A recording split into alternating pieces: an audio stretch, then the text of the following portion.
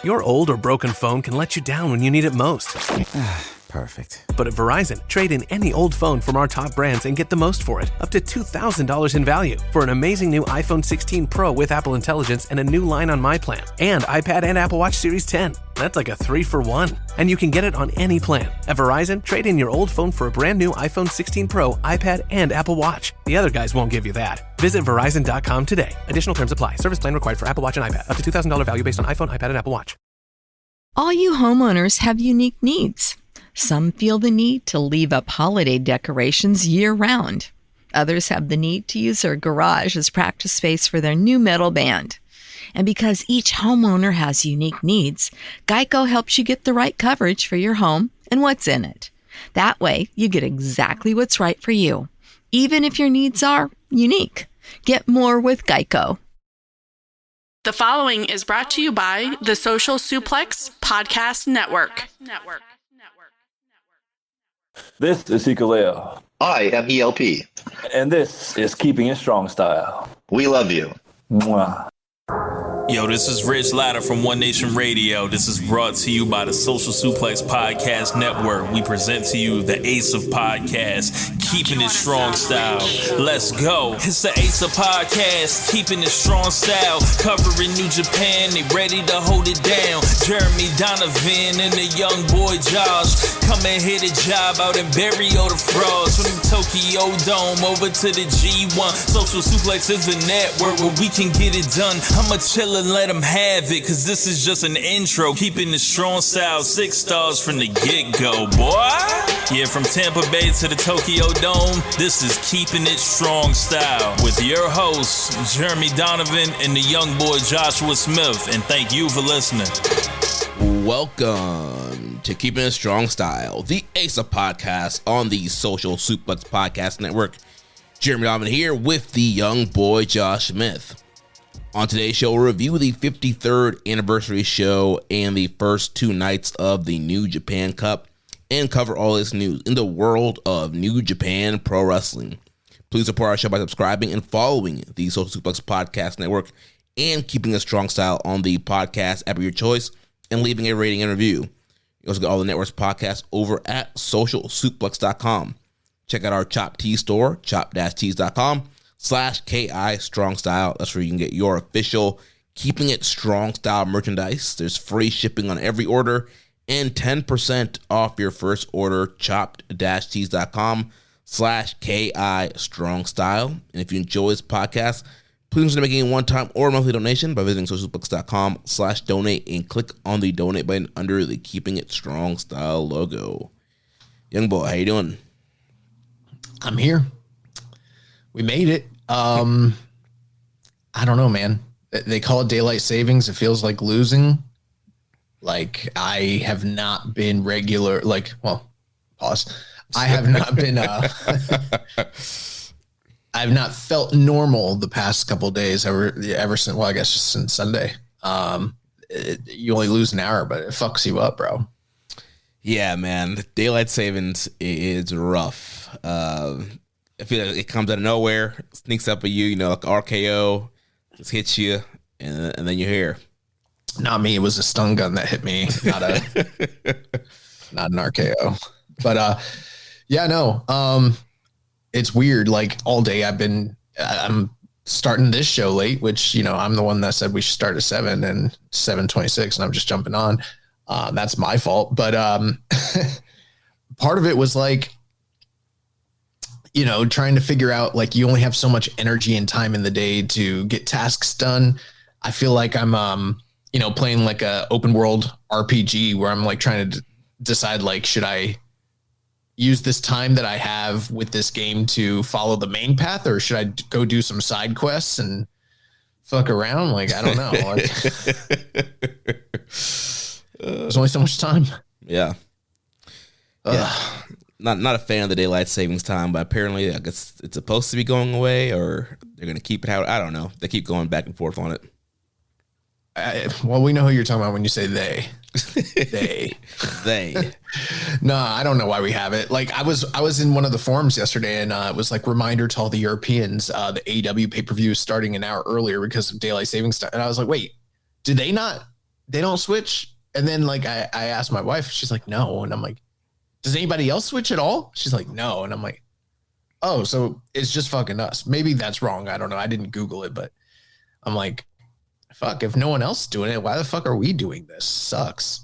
Yeah, and I was talking to somebody, and apparently, like, they were talking to some farmers, and apparently the whole thing of it, like, saving life. It's like a farming thing. Well, apparently it's a myth, according to a friend of mine who talked to a farmer. It was like, nah, like, we didn't use that. We didn't never used to use that. So I don't know.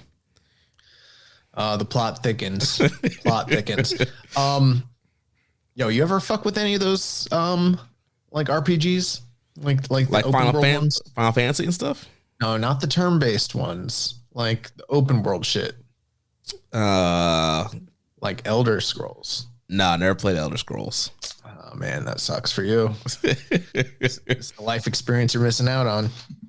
I tell you what, brother. Yeah, I was mainly on the Final Fantasy for RPGs. Final Fantasy sucks. No, I play some. I like Final Fantasy. I played a few of them. They're just like, I don't know. I'm not as big on Final. I'm not good at the real truth is I'm not good at what is it called, like the strategic style games. Yeah. Where you have to like conserve, you have to strategize and conserve. Right, you gotta like, save your resources. powers and collect items and. Yeah, I fucking hate that stuff. It's too tedious. It takes a long ass time to level up. Like, I want to hack and slash.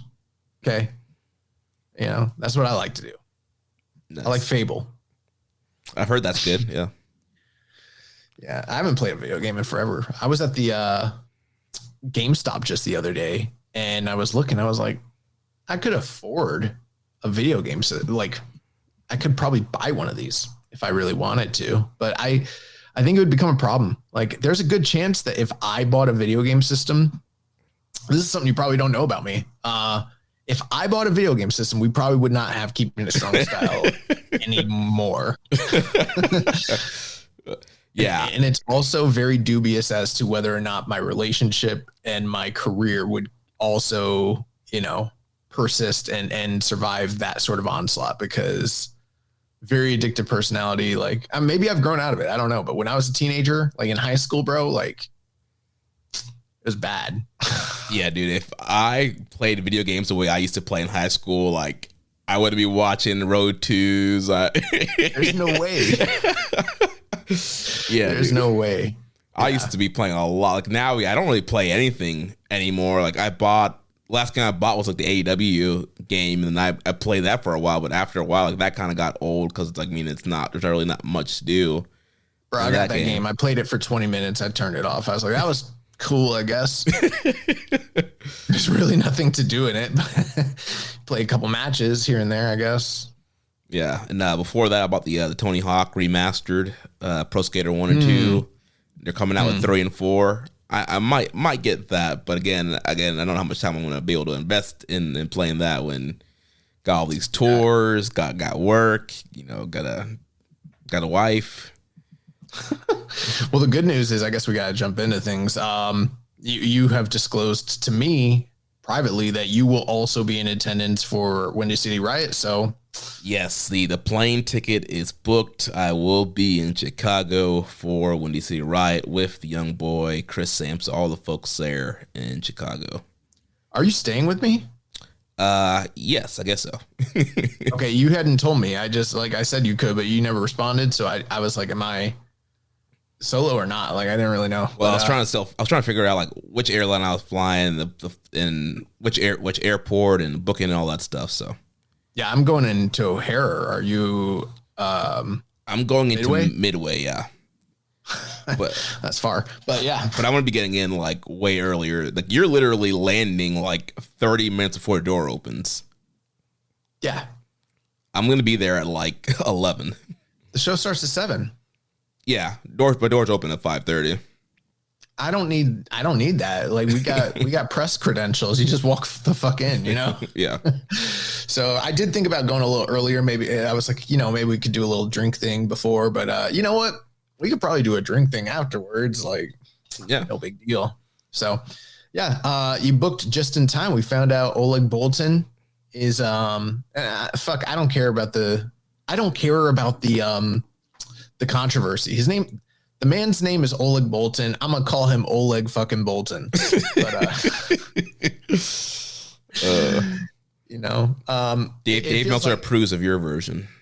Yeah, that's his name. It's like calling Daniel Bryan Danielson. It's all the same shit. Like whatever. Anyways, he is making his U.S. debut and debuting for Windy City Riot. So we're gonna get to see, what's his nickname? Boss. That's it. Yeah, the Kazakhstan snow leopard. Okay. Well, they need to work on that, but yeah, we'll be seeing him there. Well, let's jump into what we had this past week in New Japan. So last Thursday, March 6th, we had the 53rd anniversary show with a reported attendance of 3,335. And how this compares to other Ota dates. So this is Ota City Gym. We had New Year's Dash this year was at Ota with 2,348 attendance. And then 2024, the anniversary show was also in Ota with 3,008. In 2023, we had 2,020 in the building. And then I went back to 2019. We had 4,000 in the building in Ota City for the anniversary show. So, and that was pre-COVID. So, I mean, this year's number, very strong, ahead of previous Ota dates in the last couple of years, and then right up there with the 2019 show. Yeah, what can you say? Hirooki Goto, over. The Goto Revolution. Man's a draw, at least on this level. So that's good news. You know, those are strong numbers, and kind of refreshing to see. Yeah, so very good stuff there. And yeah, people questioning Goto winning a title. You look at the house at New Beginning in Osaka. You look at the house here. It's like, I don't know. That seemed like the right call to me. The real test is going to be, Jeremy, when we find out when the pops stop. What was that? What was the deal with that?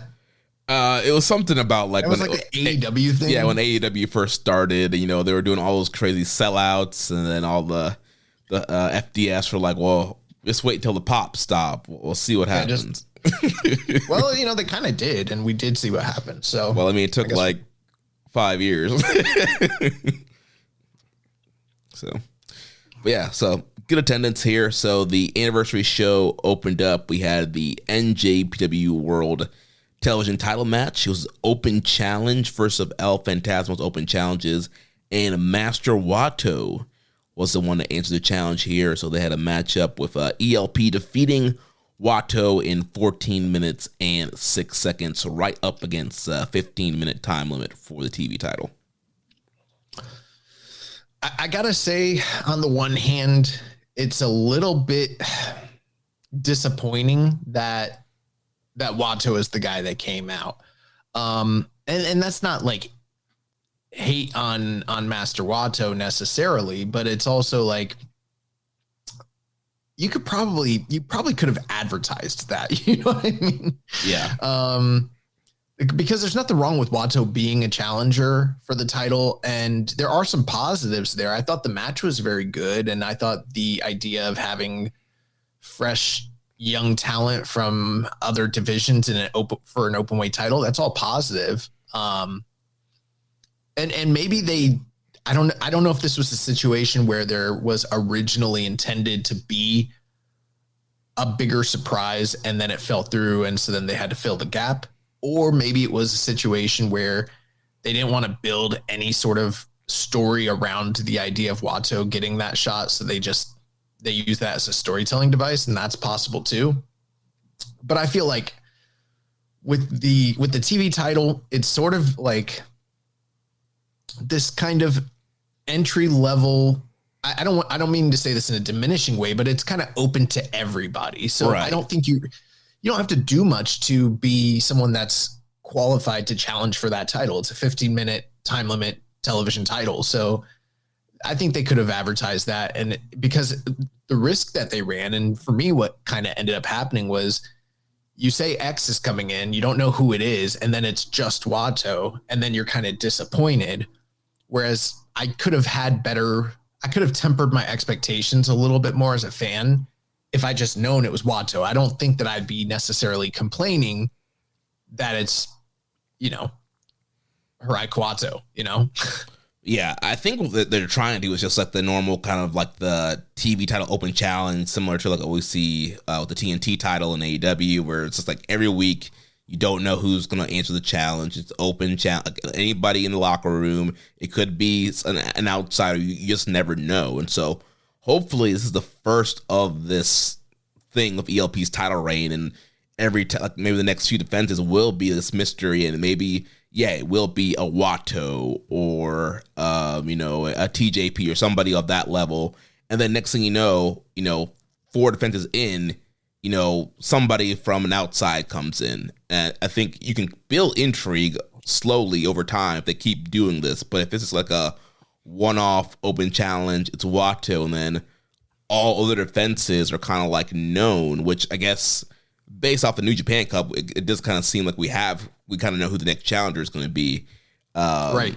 So I feel like he needs to do, depending on how that match goes, like he needs to do more of the open challenges to make it feel like it's a thing of, all right, we know this is going to happen every Phantasmal defense. We don't know who it's going to be, but it's kind of his thing instead of this kind of a one-off, oh, well, we thought it was going to be something cool, but it was just Wato, and there's never an open challenge again. Yeah, I mean, it very much seemed like they do intend to continue with the open challenge gimmick, like you mentioned. To me, though, I was sort of in the mindset that you had brought up, where it's like we're getting ready to go into the New Japan Cup. Like I thought this was a one-off sort of situation. Like, yeah, he's calling it the ELP Open Invitational, mystery challenge, whatever the fuck it's called. But I truly thought it's not a gimmick that's going to continue. I just thought like this is an excuse to bring in XYZ person, whoever that might be. But you're probably right. They do need to continue it.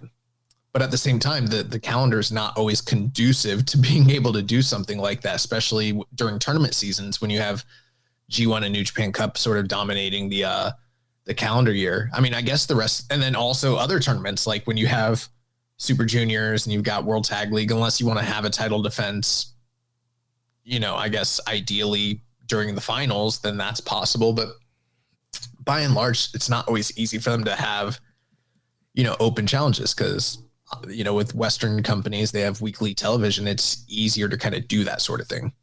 Yeah, I guess, if he's not going to be on a Super Juniors tour, maybe if he's doing outside dates, if he's going to like Maple Leaf Pro, or if he's going to AEW, GCW, he can do some like open challenges abroad, and then you get some outsiders kind of in there as defenses, and then come back. Yeah, I mean, I did like on the commentary, they mentioned the idea of him being like a fighting champion akin to like a Bret Hart, Canadian dude who's taking on all comers and, kind of just being the workhorse guy. And I do like those aspects to it. As far as the match itself, I thought the match was really good. I don't know if I need to see Wato go life and death with ELP, but then again, the time limit's 15 minutes. And originally we were sort of hoping that this title might become like a high speed sort of title. And it hasn't really evolved into that. What's kind of happened for the most part is guys just continue to work their style in a condensed version, but a majority of the matches go anywhere between 12 to 15 minutes, no matter what. And I guess part of that is nobody wants to do the quick, clean job, and you want to make everybody look strong and everybody gets their shit in, and that's fine.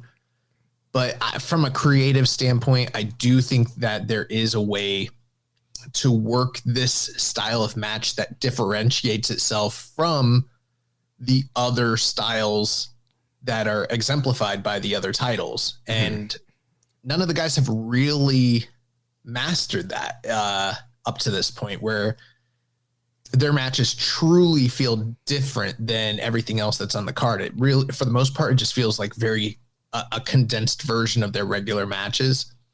same thing here. Like, I thought they worked really hard, and I thought the match was entertaining. I don't really have any complaints about it, but more so a complaint about the direction of the title long term, because the title is supposed to be unique and it should be presented in a unique way. I think that the guys working those matches should work them in a unique style. And by and large, it's kind of still just the house style in a 12 to 15 minute format. Yeah, I think there could be a little bit more urgency with these matches, and it's really emphasize the time limit of like, all right, these guys, they're used to 20, 30-minute, hour-long time limits. Now they have a fraction of that. Like, they have to move a lot faster, go for more pinfalls, try to hit their finisher faster. There should kind of be that kind of intensity, that urgency to end the match faster. Yeah, because I mean, a 15-minute time limit, like you mentioned, these guys are used to being booked in matches that could prospectively go a lot longer, and oftentimes do. So there should be more urgency. Kind of similar in some ways. Like, if you think about the way that G1 matches are worked, and there's a lot of interplay between the different tournament nights and the interwoven stories and the strategies that are being employed, and like, the two guys wrestling on night 8 is not the same thing as them, having a month to build to a match in May. It's just a completely different style of match, and the way they build it and they work it and everything like that.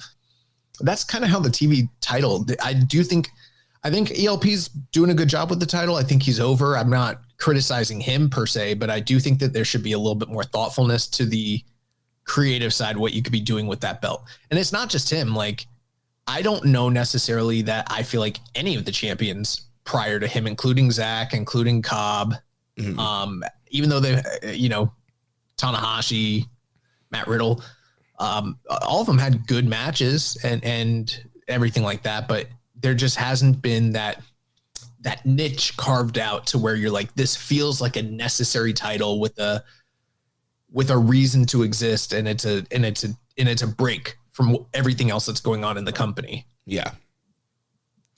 But overall, I really enjoyed the match. I thought they worked really hard, like you said. El Fantasma busting out top rope moonsault to the outside on Wato. Wato had a lot of really great near falls. Hit his big German suplex. Hit the Recita Mente. He was going for the RPP and couldn't nail that. And Fantasma was finally able to hit the Thunder Kiss 86 towards the end there to get the pinfall win on Wato.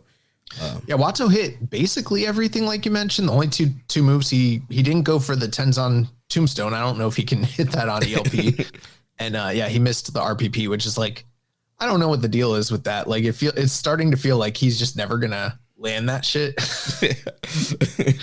But I liked the story that they told, that the last time Wato was in this building was when he was winning the Best of the Super Juniors, and then I liked some of the comments that Zach made where he basically said, like, so far in his title reign, he's beaten, an Olympic freak juggernaut wrestler and now the Best of the Super Juniors. So he's kind of giving certain accolades to the guys that he's defeating that kind of showcases the strength of his run, which is cool. Yeah. So following that, we go into a bunch of New Japan Cup previews. We had the return of Bad Luck Fale and Chase Owens to Japan. They defeated the TMDK team of Hartley Jackson and Ray Oiwa. Bad Luck Fale here getting the pinfall over Big Jag. Fale and Chase, they have not missed any meals. Well, I saw Fale today. He posted on X. He posted, him. He's like, when you're in Japan, you got to search out the best buffets. And he's wearing a shirt that says, I came here for the food. Yeah, we can tell. That's in a certain way, like, I'm not like a body shamer or whatever, but I remember that time frame where he had lost all that weight and was the trimmest and slimmest that he had looked since, before the Bullet Club days, or like the early Bullet Club days. And that was really cool. And then we haven't seen him in a long time, and he came back, and this is easily by far the biggest I've ever seen Bad Luck Fale. And Yeah, I mean, it was evident. Same thing with Chase. Chase is big. This is the biggest he's ever been. And, you know, for all the I guess I won't get into it, but for all the insinuations about what, you know, the role that he plays within the company and what he's supposed to supposedly facilitate and everything, but for him to kind of look the way he does just seems, I don't know, counterintuitive. Yeah. So yeah, this is fine here. Fale and Chase gaining win. Former tag team champions. Won't be surprised. Chase said something in the post match. He was like, I haven't seen this man in I think he said 2 or 3 years. I can't remember, but he was like, we haven't missed a beat. And I'm like, missed a couple. I don't know. Yeah, and with the lack of current teams, I wouldn't be surprised if they end up challenging Naito and Hiromu at some point. Shit, they might win that shit. Hey, yeah, grenade on Hiromu. Bad luck fall. That's all it takes. You know, one package pile driver. If you think about two guys who have just like established finishers that destroy pretty much anybody, it's those two guys. Like nobody, they might not be the best wrestlers in the company or in the kayfabe or whatever, but if they land their finishers on you, that's it. Like game time. Yeah, it's game time. So following that, we had the Bullet Club War Dogs team of Goto, Sonata, and Taiji Ishimori, and they defeated the Just Four Guys team, Taichi, Taka, and Yuya Uemura by disqualification in 8 minutes and 1 second. So we had pretty much more of what we saw with the Sonata and Taichi rivalry, where Sonata is, using the Eddie Guerrero tactics to get DQ wins. So here he grabs his Jeff Jarrett guitar. He hits his hand on the guitar, makes it sound like Uemura hit him with the guitar. He took a bump. Jeremy. So Megan comes in here. She wants me to open this pack of vitamins from Ollie, right? Mm. She's here right now. She's off screen. She doesn't want anyone to see her, but she's standing right there. Yo, I cannot open this shit. Oh my gosh. Like, who the fuck closed this? Can you? I don't know how to open this. You better get a towel or something. No, bro. It says push down and twist to open. Are you pushing down? Bro, I always push down. And it's not opening. I don't know what to do. You might want to cut that off. See, this is what you're missing if you're not a $10 subscriber. you need the visual of what's happening right now. Yo, I just jobbed out to a fucking vitamin pill bottle. Oh, man. Like I was saying here, yeah, so Sonata does the fake out there, makes the referee think that Uemura hit him with the guitar. Ref immediately calls the DQ, and the Bullet Club War Dogs get the win. Yeah, honestly, a lot. The anniversary show, some of the top end matches were very good. A lot of this middling sort of undercard stuff didn't do it for me, honestly, on this particular night. Yeah, it started out good with Phantasmo and Wato, and then it kind of went downhill until we got to the semi-main and main event. So Bullet Club stuff there, and then we had some more Bullet Club stuff after that match. We had the War Dogs of Drilla Maloney and Gabe Kidd defeating Ren Narita and Yoshinobu Kanemaru by, actually, it was a double countout, actually. They wrestled to officially at 1 minute 50 seconds. But what happened is you had Narita and Kanemaru coming down to the ring, and then we had two men, all dressed in black mask, black hoods, attacking Narita and Kanemaru. And of course, it ended up being Drilla and Gabe Kidd, and they proceeded to have a crazy wild brawl up and down the arena. Refs trying to get control, can't get control, and they're just brawling. And then finally they get in the ring, but then they literally go right back outside, start brawling. Ref does see the 20 count and the double count out. And I'm like, what was the point of even getting in the ring and starting the match? Like, they should have just threw it out completely and just say this match is not happening. I think that, I mean, sure, they could have gone that way. I also think that there is the aspect where so often we see matches start where they do exactly this. They brawl, get in the ring. Now the match is really going to start, and it does continue, and it turns into a real match. But in this case, it was happenstance. Like, they didn't get in the ring because they were trying to start the match. They just kind of landed there in the midst of their brawl, and the bell rung, but that was incidental to them. I don't even think there was a tag or anything. Like, Yeah. they went straight to that. They went straight to the outside. So like, I don't know who the referee was, whether it was Kenta or it was Kenta Sato. Yeah, Kenta Sato. But he was like, all right, they're fucking here. Let's go. Let's do it. Boom, boom, boom. And then they're right back outside. So this has been interesting too, because I don't want to relitigate the whole Bullet Club Civil War thing, because long time listeners know that this has been something that's been teased and discussed ad nauseum for literally like 7 years, you know. So even though this is the newest iteration of this, it's kind of always been teased, speculated. There's been all sorts of shakeups and breakups along the way. But what's cool about this particular iteration is, you know, we'd always had that thing where it was like the War Dogs and House of Torture kind of, you know, they held their own respective spaces. And anytime there was interplay between Bullet Club members and like G1s and stuff, we'd seen some hostility, but we didn't really know how to, you know, address all that. Now it's finally come to the forefront. They're finally like officially split, and we're seeing the actual heat between these two groups. And in all the other previous iterations, it was like something that was implicit, was kind of teased, kind of petered out, just never really got the blow off. So at least here we're seeing the program actually occur. It's happening on screen. These guys seem to really dislike one another. And I think that there could hypothetically be some juice to kind of interweave this throughout much of the ongoing throughout the year. I don't know how long it will last, but I think it's going to be interesting to see how it plays out. Yeah, I'm glad we're, like you're saying, getting an actual program, and we can actually, there's not like lore behind it. We can actually get these two factions feuding. So yeah, it will be interesting to see what comes out of this. So following that, we had the LJ team of Hiromu Takahashi, Shingo Takagi, Tetsuya Naito, and Yota Tsuji, defeating the House of Torture team of Dick Togo, Evil, Sho, and Yujiro Takahashi. So previewing some upcoming tournament matches there, and LIJ getting the win here. Yeah. I don't have much more to add there. You know, LIJ overcoming the House of Torture shenanigans. Yeah. And much needed W on the board.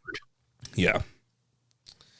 And so that takes us to the semi-main event. We had the IWGP Junior Heavyweight title on the line as El Desperado retains and defeating Francesco Akira in 24 minutes and 37 seconds.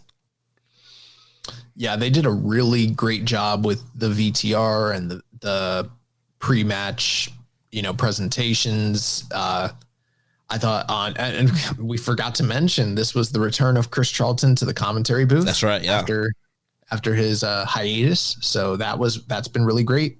Kind of get the band back together like the Blues Brothers. And I thought that both Chris Charlton and Walker Stewart did a fantastic job, sort of, you know, basically catching the viewers up with the backstory between these two guys and how we arrived here. This might sound kind of weird to other people, and I don't know if you're going to get what I mean here when I say this, but for me personally, and again, it sounds a little weird, and I understand why it would. This is the first time to me where I felt like when I was watching El Desperado, I felt like he arrived as a star. And what I mean by that, I don't mean that he hasn't been pushed as a star or had those star-making moments prior to this, because obviously he's a multiple-time champion. We on this very show have commented how he's been basically the ace of the division for a while. But even with that being the case, every time I ever watch El Desperado, I think he's a very talented guy. I think he makes great crowd connections. I think he has a lot going for him, good look.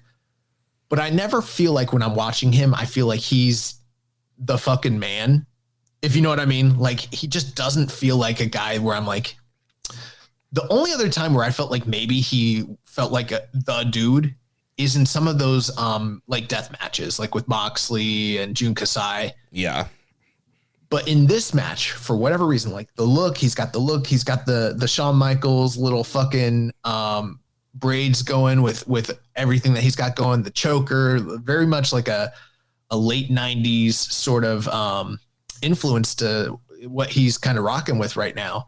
And then the way that the match was worked with him essentially just being ultra confident on top, decimating Francesco Akira, who is the quintessential white meat babyface underdog. Mm-hmm. He just projected for the first time to me watching him like, yeah, this is the fucking dude. This is right now the Jushin Thunder Liger of this current generation in this era. That's how it came off to me, where it's like, yeah, you know, Doki had a fantastic run, but like, I don't know if when Doki comes back, he's going to be able to fuck with this dude. I know he beat him once before, but that was then. This is now. I don't know, bro. Like, he's the fucking man right now. Yeah, he's definitely having a good run here, and I love this match. I thought Akira looked great as well. Came out, new music, new entrance gear, new new nickname, now the Crown of Fire instead of the Noah Fireball. And yeah, I thought his presentation was great, and he's been getting jacked lately. And yeah, I thought he looked like a star as well in this match, even though he was kind of like the underneath underdog babyface having to sell a lot. I thought he looked great, and I thought his selling was just awesome in this match. They told the whole story going back to their Super Junior match a couple of years ago with Despy attacking the knee and what pain he was in that match, and kind of reliving that here. And Akira just fighting and desperate, getting to the ropes, having to fight out of the numero dos so many times throughout the match. I thought he did an excellent job selling that. Yeah, I agree. I thought that they did a fantastic job playing back into the history of that match. I think one thing that I don't know if it was necessarily missing, but I was almost kind of hoping to see like TJP pop up at ringside with the towel again. Yeah, I thought about that, but they did make a point that Akira told United Empire he didn't want anybody at ringside because he wanted to make sure that he could do this by himself. Right, and that's fine. But the match was just really fantastic. I enjoyed every bit of it. I thought that the work from both guys was super top notch. I don't know if this is, but it might be my favorite junior match of the year so far for 2025. And there were a lot of times where it kind of seemed like maybe potentially Akira might have had it locked up. So even though, yes, he was always in danger with the tap and his knee and everything like that, he had so many really fantastic comeback spots and near fall finishes where it would have been believable that he could have won the title here. And there was a fantastic story with this being the same building where he had originally won his first junior title in All Japan when he was the All Japan junior heavyweight champion. And so kind of like him getting a title shot at this iteration of his career against this, established rival in a building where he had a connection. It wouldn't have seemed off if he had hypothetically claimed the title here, but for the time being, it's not the case. But I think that anytime these two guys lock up, I'm going to be tuned in for it. Yeah, and I thought Akira was just on fire. Moonsault to the outside, big tope dive. Like he was just hitting, like you mentioned, a lot of great moves. He countered the numero dos into a Canadian destroyer at one point in the match. That was awesome. And yeah, so he's hitting all this big stuff. He was hitting the fireball, and I love there was one moment where I love the adjustment he made where normally he would do like the Kira clap before the fireball, and like the second or third time he went for it, he didn't do the clap. He just went and hit it because he knew that hearing the clap gives it away that he's going to do the move, and so he was actually able to hit it. So I thought that was cool. And then towards the very end, he was getting ready to hit it again, but then the knee gave out, and that was all the opening that Despy needed to once again lock in the numero dos, fully lock both hands in, and he had no choice but to tap out. When I was a kid, this is a little off topic, but since you brought that up, when Shawn Michaels first started tuning up the band for the Sweet Chin Music, in my mind, like my kayfabe kid mind. Why are you laughing about that? It's not a joke. It's not a joke. Not a joke, bro. He would hold, like when he would start tuning up the band and he'd start kicking the mat. I thought that like what it was doing to the other person was like shaking the ring in a way to where it was disorienting to them, to where they wouldn't. Now that if you think about it, it's really stupid because he's literally like rhythmically just tapping the mat and he's giving away like the fucking Sweet Chin Music. Here it comes. You're about to get it. Yeah. And everything like that. But as a kid, I was like, oh, he's fucking with them. Like the crowd is getting into it. The ring is shaking. They don't know where it's coming from. Like this is throwing them off. Like that's why everyone gets caught with it. You know, it's tuning up the band. It's shaking their soul. But I thought that the finish here was the perfect finish. There was a moment towards the very tail end where El Desperado had numerously gotten very close to tapping him out with the numero dos on multiple occasions. And like you mentioned, Francesco Akira, he had so many answers to that, different submission counters and pinfall counters and all sorts of really cool, inventive ways to get out of it. But then eventually El Desperado hit him with the Pinche Loco. And I mean, I'm talking like a clean ass, like fucking planted him. And I was like, oh, fuck, like that's it. And I really thought that was the end of the match. And I was like, okay, it is definitive, but because of how much they'd worked on the knee and how much they'd built the match around the numero dos, I'm like, that's a terrible finish. They should have him tap out or pass out to the numero dos. And then when he kicked out, I was shocked because I didn't think he was kicking out of the Pinche Loco at all. Yeah. And he did. And Chris Charlton had an incredible call. He's like, you can count on one hand the amount of people that have kicked out of that move. And then he said, I think. Because when you said that, I was like, I don't know who's kicked out. I've never thought about who has or hasn't kicked out of that. I mean, I don't definitely Hiromu because that's where he's had to do like the triple Pinche Loco and then kind of turn it into like the Tiger Driver version at the end. Right. If there were like 10 people, I wouldn't remember. Like I only remember Hiromu. Maybe there were others. I don't know. But yeah, but then he did eventually get him with the numero dos and he did tap him out. And I thought that was the fitting finish because I just think that they've done a fantastic job, like building this up over a number of years to where there's skin in the game now, to where if they do want to run this back again in the future and pay it off, and we don't always get there, but if they want to, like, it's on the table. Yeah, I mean, either you can do a big Super Juniors win, like if they're in the same block, you could have Akira finally beat him. Or yeah, if you want, whenever Akira finally wins the title, like yeah, if Despi's still champion or is in the future where Despi's champion, yeah, you now have a lot of emotional investment in this matchup, and there's a big story here, and this is the guy that Akira has to overcome to get to the next level. And much to the point that you made when you were talking about how incredible the presentation of Francesco Akira was and his work in the match, I've been on record, even though I praised El Desperado, he's not necessarily my guy. I just think in the kayfabe, the way they presented him, this is the most complete boss-like figure of him that I've ever seen. But Francesco Akira is much more up my alley when it comes to style of work and a guy that I can kind of get behind. And I do kind of like the idea of Desperado being the big boss while you have guys like Akira and Kosei Fujita sort of chasing, I think that's healthy. So, yeah. And I don't know if it was this night or another night, we did get the lights going out and Clark Connors. It wasn't this night. It was during the tour, but yeah. I mean, we can talk about it now. It doesn't matter. Yeah. So Clark Connors is going to be the next challenger for El Desperado in a hardcore match. Yeah. And I think that's happening in like 5 days. So that's this week. No, it's happening in April my bad. On the Road to Secure Genesis tour. Oh, so it's 4/15. For some reason, my brain was thinking 3/15. Okay, that makes more sense. Yeah, so on the road, and I think that's really cool too, because we talked about in the past. Well, I mean, before I get to that point, I thought they did really.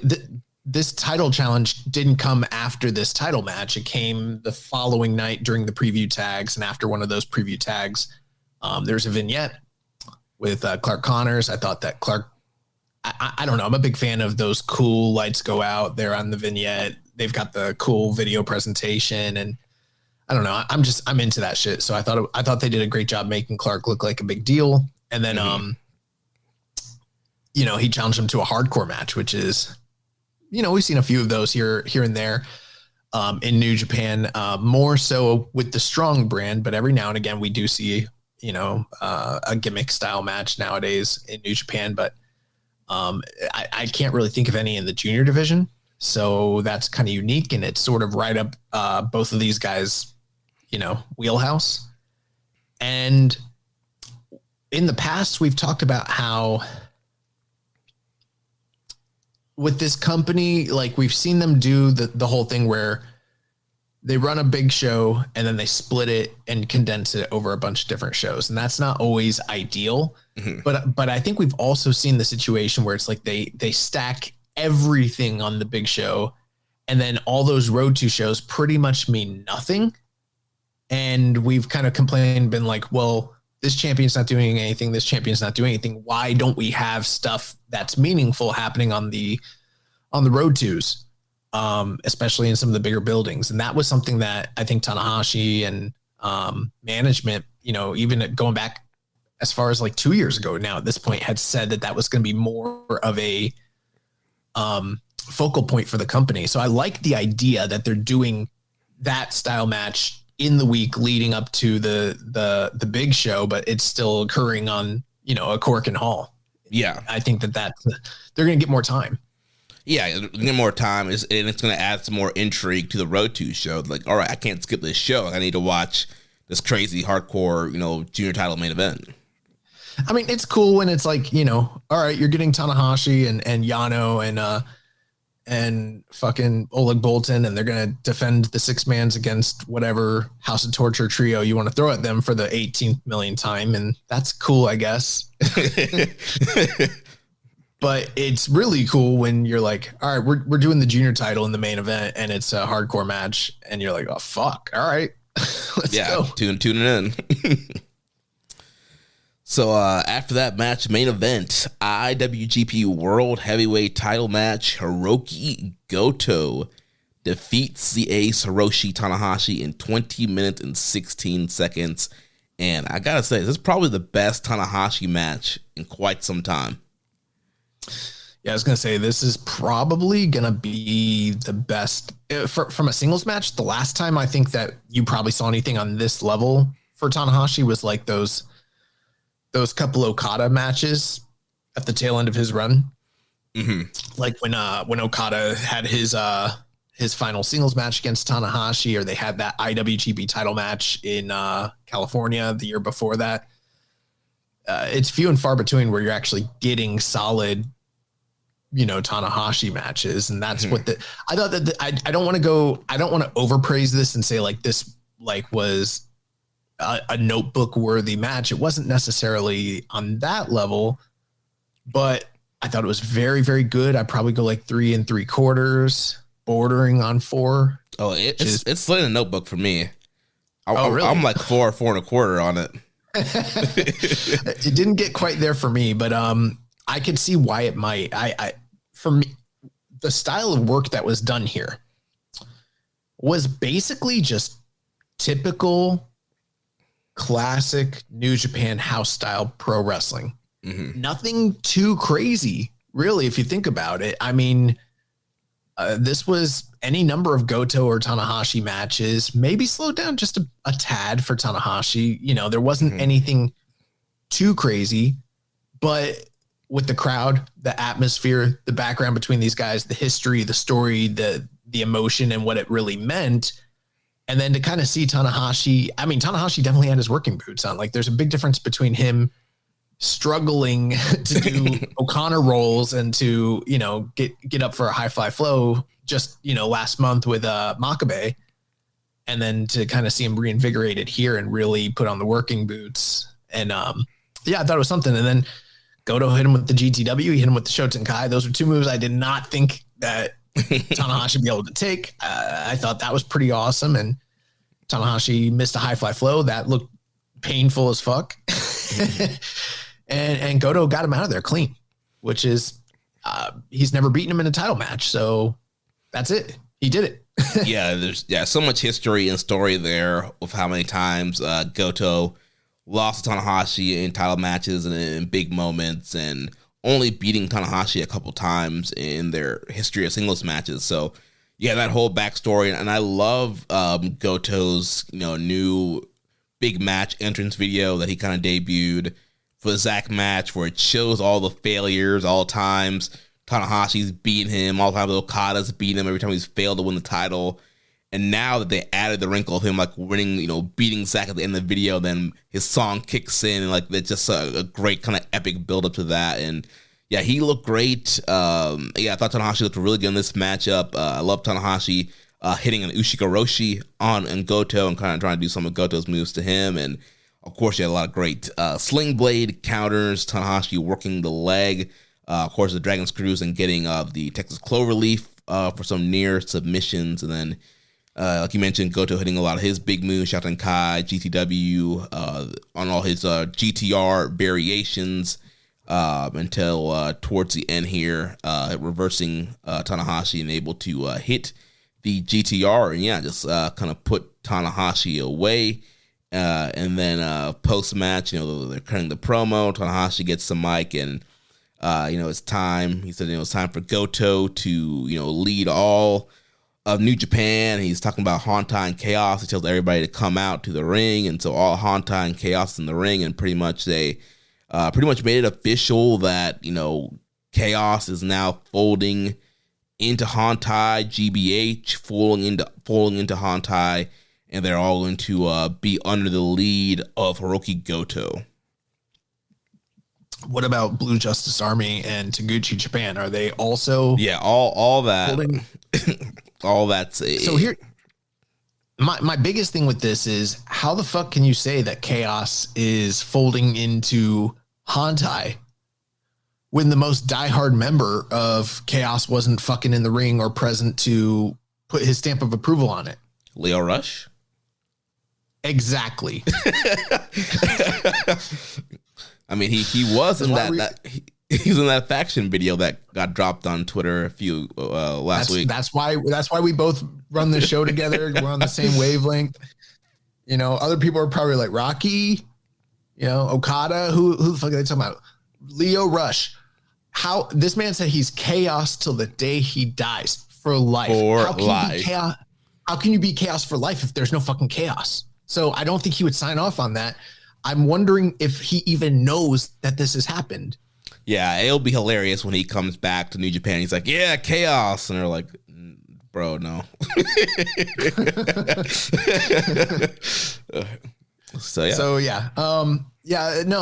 I do think that there is the interesting wrinkle, and it's the big elephant in the room. Most of Hontai came out. I mean, obviously, I think you could probably pick particular people that are associated with these groups that maybe weren't in the ring for that moment. Maybe they're not on the tour or whatever. But the big omission, the big elephant in the room is there was no Shota Umino. This is a guy that's been poised as, the future ace of the company, a guy that said he was the new leader of Hontai, the new ace, yada, yada. He just headlined the Dome and failed, just lost and shaved his head against Great Okan. And now his first tournament match is coming up here in the next week or so. The man was not in the ring whatsoever. Now, maybe that could just be to potentially protect whatever this new coat of paint or new presentation of his character is going to be potentially. So maybe that's all it is.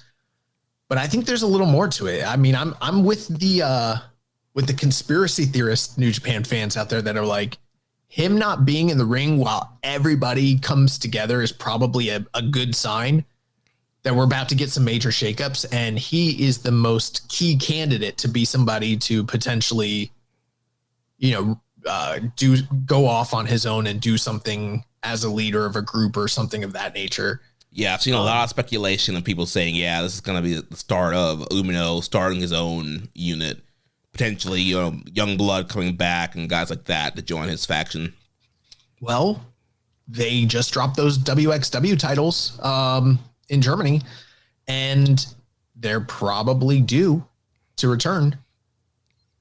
It is funny. I know he's probably listening. So last week we had Chris on the show, right? And like Chris is our most probably prolific guest that comes on the show, good friend of ours. And he's so diplomatic most of the time when it comes to all of his opinions and insights when it comes to New Japan. And the emotion that he displayed last week when it came to show to Umino and me booking him, and I think you and I both booking him to go as deep in the tournament. I don't know if ever on the show, if I really think about it, I can think of it any time where Chris was so adamantly against something happening in the company that I think is definitely going to happen. So I'm very interested to see what his reaction is, because now that we're divorced from that show a week later, and then this news comes out and he wasn't in the ring for that moment, I think even he would probably be like, yeah, that probably means something. And I'm just interested because, there's a lot of us, not just Chris, a lot of us that were like, dude, shit the bed in the fucking Tokyo Dome. Yeah. Like, he's done, but I don't know. I don't think they're done with him. I think that they are gearing him up to do something different. Yeah, like you mentioned, it's a faction. Yeah, like you mentioned, we haven't seen him the whole tour. Like, he wasn't on the anniversary show. I mean, we haven't seen him on the New Japan Cup undercards yet until whenever his matches this week is the first time we're going to see him. So yeah, they're clearly, there's something big happening here. Or there's some kind of story. There's going to be some kind of development with him. And yeah, whether you like it or not, like, yeah, they're not going to fully give up on this guy. Like, the whole head shaving, I think it was them trying to shave him down to build him back up. And I think that's what we're going to see here. I don't know if he's going to win the tournament, but I think that there's going to be a big story with him in the tournament and coming out of the tournament and leading to what's next for him. Yeah, I agree. Also in the post-match, Goto called out Nagata, who was sitting on commentary, because he had a promise that he was going to give Nagata a title shot. And so he said, yeah, Nagata, I want to give you your title shot. And it has been made official that Yuji Nagata will challenge Goto for the world title on March 15th on a New Japan Cup undercard, which we never really see a title match on a New Japan Cup show like that. So that's a pretty cool wrinkle to have. I wonder if it actually ends up being the main event that evening. I think it is. Hold on, I have all the cards here. Let's see. We'll get into it, but the second night of the New Japan Cup that we're about to cover, they did the preview tag as the main event that night, which I thought was a poor decision. Yeah. So, but I'm like, if they're gonna make that the main event, then I'm pretty sure the title will main event that evening. Yeah, so the full card's not out yet because that's going to be the night when we have quarterfinals, but it is listed as, there's 4 quarterfinals and then it's listed as the last match after that. So I'm assuming that regardless of the quarterfinals and the order of the card, that match will probably be the main event that night. I'm fine with that. I almost feel like it would be better to have a match like that as part of the finals. Yeah, I can get that, but I think it's probably because, it's Yuji Nagata. I think maybe if it was a different challenger, maybe you save it for the final night. But I think, too, you also want the finals to be the big thing that night. If it's a world title on the line, I think you kind of would main event the world title even over the Cup finals. Not me. Not the way I book. Well, a lot of purists, a lot of traditionalists, they have to put that world title on last, regardless. Oh, yeah, I mean, sure, you could do that, but, I don't know. I think about, Royal Rumble, the title gets defended during the Royal Rumble. It doesn't always main event. Sometimes the Royal Rumble main events. Yeah. So, yeah, that's coming up later this week. And then going into New Japan Cup. So, The tournament was supposed to actually kick off on March 7th, but there was a broken ring post, and so New Japan had to cancel the first night in Korakuen Hall, and they ended up doing some kind of talk show thing. I did not watch the talk show thing. Did you? No. Watch that. I got a little bit of a conspiracy theory with all this, though. So I saw a post from Hartley Jackson, and he said, like, it was, I think from Twitter or maybe from Instagram, and he said something about being a super heavyweight, and he showed a picture of the ring post that was broken. Here's my problem with that. Ring post was black. When's the last time you remember New Japan in Korakuen Hall ever using a black ring post? Yeah. I'm supposed to just think that that's normal, that they just happen to, break a black ring post. Why wasn't it blue? It's always blue. It's either blue or sometimes they always have blue and red. Black? They don't use black. Yeah, I saw one, not from him, but somebody else that had the ring post. I think it was Zane J, actually, that I saw. Blue? Or was it black? It was blue, the one I saw. All right, because I'm getting a little conspiratorial. I'm black. Maybe it's like that dress. Remember that time with the internet? It was black and blue or white and gold. Yep. Yeah. Could be that too. Yeah. No, but yeah, apparently they broke a post and they weren't able to have the show. And instead of, I don't know how they dealt with it from a business standpoint, but they were like, yeah, we're still going to do the show. We're not going to wrestle, but we're going to do a talk show, and we're not going to give you guys your refunds. No, they're gonna show. They refunded people. Oh, did they? Yeah. Okay. I was just joking, but it'd be funnier if they were like, oh no, you're not getting a refund. You're going to listen to LIJ. Yeah. We did have a question from Doc here, but we're not going to really be able to answer it. He says, of all the interview segments on night one, who did the best poses? Did UE win with their Ginyu Force moves? Well, yeah, because that's the only one that everyone was talking about. So even without watching the show, I saw the Ginyu Force United Empire thing, and that was pretty cool. So yeah, and they win. Saw Phantasmo kissing Desperado, and bro, I called that I told you, we're right on the cusp of those two guys potentially being tag team. Challenge. I think that they could do business if those two guys were a tag team against LIJ. I think that's a money match right there. Yeah, those L's, the two L squared. Those two, the L and L connection, the names they roll off the tongue, bro. And we've seen those guys walking out for the Hantai and Chaos mashup. They had their arms around each other. They're kissing the next night. Like, that's it.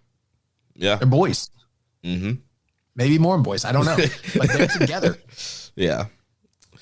So then that takes us to the officially night one here from Korakuen Hall. Had a nice sold-out crowd here, 1,508. Show kicked off. We had Katsuya Murashima defeating Daiki Nagai, 8 minutes and 30 seconds. So another really good young lion matchup here. Murashima was really working over the arm here, doing a lot of Kimuras, a lot of armbar takedowns, and I kind of wanted him to win with a arm submission, but of course he went to the Boston Crab to get the win. Yeah, bro. Daiki Nagai, geek, can't get a win, talking all this shit, walking around like he got, a chip on his shoulder, but this man can't even get a W. Fucking geek, bro. Getting tapped out. I don't even know. The fact that he won the Young Lion of the Year for Keepin It Strong Style in 2024 is a joke. I think we need to recount the votes. Stop the steal. Murashima is clearly the superior wrestler. This guy's got wins. He's got beat him twice now. He's beaten him twice. He's got his fucking number, bro. Yeah. So a good opener there. Then we had Tenkoji, Tiger Mask, and Yuji Nagata defeating Hirooki Goto, Hiroshi Tanahashi, Tomioka Hanuma, and Toru Yano. So preview tag matchup here for Nagata versus Goto. And Nagata getting the win here and making him look strong going into the match with Goto. I just thought it was funny. Like the show prior to this, all of these dudes are in the ring together. They're like a united front the next night. All right, so it's Hantai versus Hantai. Fuck you guys. Yeah. And something I did notice, when all these guys came out, a lot of the Chaos guys, the GBH guys, they had just the lion mark on the nameplate now. So yeah, it's official. It's done. It's just Hantai. So yeah. I want to know who still reps Rise. If there's anybody that's, that still feels in their heart that they're part of Rise. I don't think so. Then following that, we had El Desperado, El Fantasmo, and Jado defeating an Empire team of Great Okan, Jacob Austin Young, and Jeff Cobb. Another preview matchup here. This was for preview for Fantasmo and Okan in the New Japan Cup. And this is the same match where at the post match we got the title challenge for Desperado's title from Clark Connors. Yeah. And then following that, we had United Empire team of Callum Newman and Francesco Akira defeating Bushi and Tetsuya Naito. So previewing Naito and Newman in that one.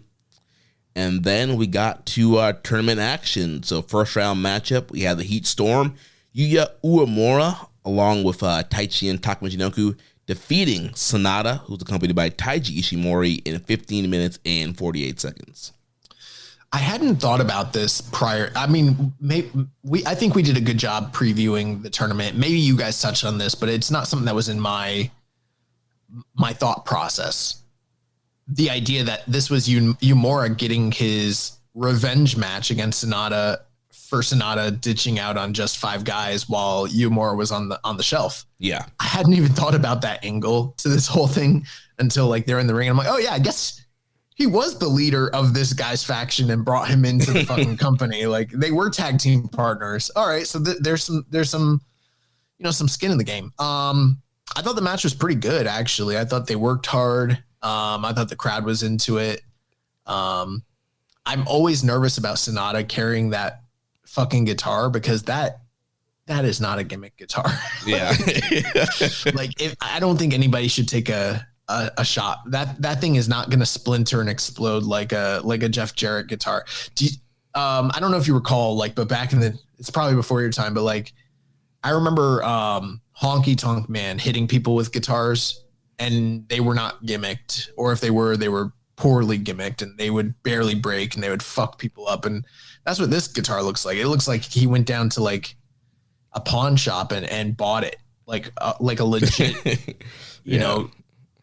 fucking. So yeah, nervous about that, but strong style guitar. Yeah. I thought the match was pretty good. I don't know if I loved the idea that Yuya Uemura beat him with the Superman pinfall. Well, okay, let me get another thing out of the way. I don't like Yuya Uemura's look. He's still what's his gimmick? Stormfire? The Heat Storm. Yeah, he's still Heat Storm. Now he's got terrible hair along with being a Heat Storm.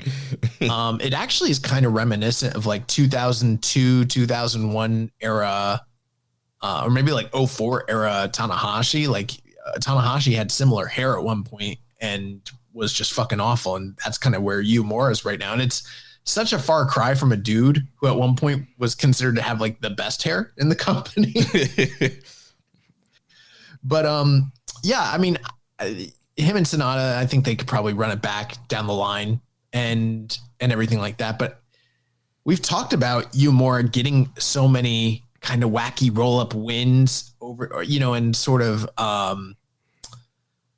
victories that kind of are flash, kind of coming out of nowhere against some of his bigger opponents. And sure, getting the 1-2-3 does mean something, but you also want to look strong. And for this to be his first singles match back, it felt a little bit flat the way that he picked up that victory over Sonata. Yeah, I think it goes back to an issue that we had with how the Reiwa guy and the young guys are getting booked. They're not getting booked strong. If they do win, yeah, it's these wacky roll-ups or kind of out of nowhere kind of wins instead of the more definitive wins. Also, I think they're starting to fix that with guys like Suji and Gabe Kidd. But when you come to Uemura, he's back and he's still kind of the wacky roll-up guy. And I agree. I wasn't really loving the whole Mohawk thing he had going on because He didn't have that in New Beginning Osaka when he came back. He had his regular hair, which I thought that looked fine. But yeah, it wasn't, digging the whole mohawk thing. And he did have new gear. The gear was fine, but yeah, he's still kind of, I think, working the kinks out with who he's going to be. Because the match was good, and I thought Sonata actually worked decent in this match. He actually gave a little bit of effort and was kind of saw some signs of old Sonata towards the beginning of the match. A lot of chain wrestling and stuff like that. And then throughout the match, of course, you had the Bullet Club tactics, and there was a point where, Sonata, there was a ref bump, pulling the ref on top of him, getting bumped, and then Ishimori came in and pushed Yuya off the top rope, and then Taichi came to chase off Ishimori, him and Taka, and then towards the end here, like you mentioned, Yuya was able to hit that Superman pin, similar to Kokabana, get the win over Sonata here, get the big upset win. So good matchup there. So Uemura advances. The next matchup here, we had Evil defeating Yota Tsuji in 4 minutes and 53 seconds. So Dick Togo attacking Tsuji from the bell, from the entranceway there, and throughout the whole match, it's kind of a 2-on-1 advantage on Tsuji, and you get all the Evil shenanigans. We get some powder thrown at the end here, and Evil hits a low blow, and the Everything is Evil gets the pin, knocks out the global champion, knocks out last year's tournament winner. Yeah, I mean, I didn't hate this. I know I should have hated this, right? Like, it would be so much in my wheelhouse, our wheelhouse, to just completely bury this because it's Evil, and obviously we think the world of Tsuji and everything like that. And don't get me wrong, I'm not advocating for Evil. I have in the past when he's been good. I didn't think that this was necessarily that, but at the same time, if you think about it, when it comes to pro wrestling, it is storytelling. You need bad guys to do bad things so that good guys can overcome the odds and get their comeuppance and defeat them. And this was extremely short-lived. We're talking about a sub 5-minute match where these guys took every underhanded tactic that they possibly could to basically bamboozle a young champion. And it's kind of funny because it did play off of the match they had last year in the in the same tournament. I think it was the semifinals. Yeah, I think so. Yeah. And on that night, Tsuji was able to kind of figure things out, but they found the tactic. They attacked his leg. They took the wheel off from underneath him. And I think that one thing that happens, right, when you look at New Japan Pro Wrestling, and don't get me wrong, I think more often than not, the shows should have great wrestling because that's what they're built around. That's what it's based on. But when that's all you have, and it becomes like so normal that you're just having a stupendous wrestling and there's not hooks to it. I think this is kind of where you start getting into that conversation about like stories versus the in-ring product and blah, blah, blah, blah, blah. And, we know where we stand with that, but you think about like early AEW, right? With the television. And so there was so much high-end wrestling all the time. We were loving it, but there wasn't always the best like stories supporting that wrestling. Mm-hmm. So much so that they overcorrected at a certain point and like went the opposite way. But it became like so much the norm that the in-ring product became almost secondary. Like people just kind of took it for granted for what it was. I think sometimes you run the risk if you don't every now and again do something like this, have something that upsets the fans, that draws heat. Unfortunately, House of Torture is kind of always the guys that they use to kind of do this.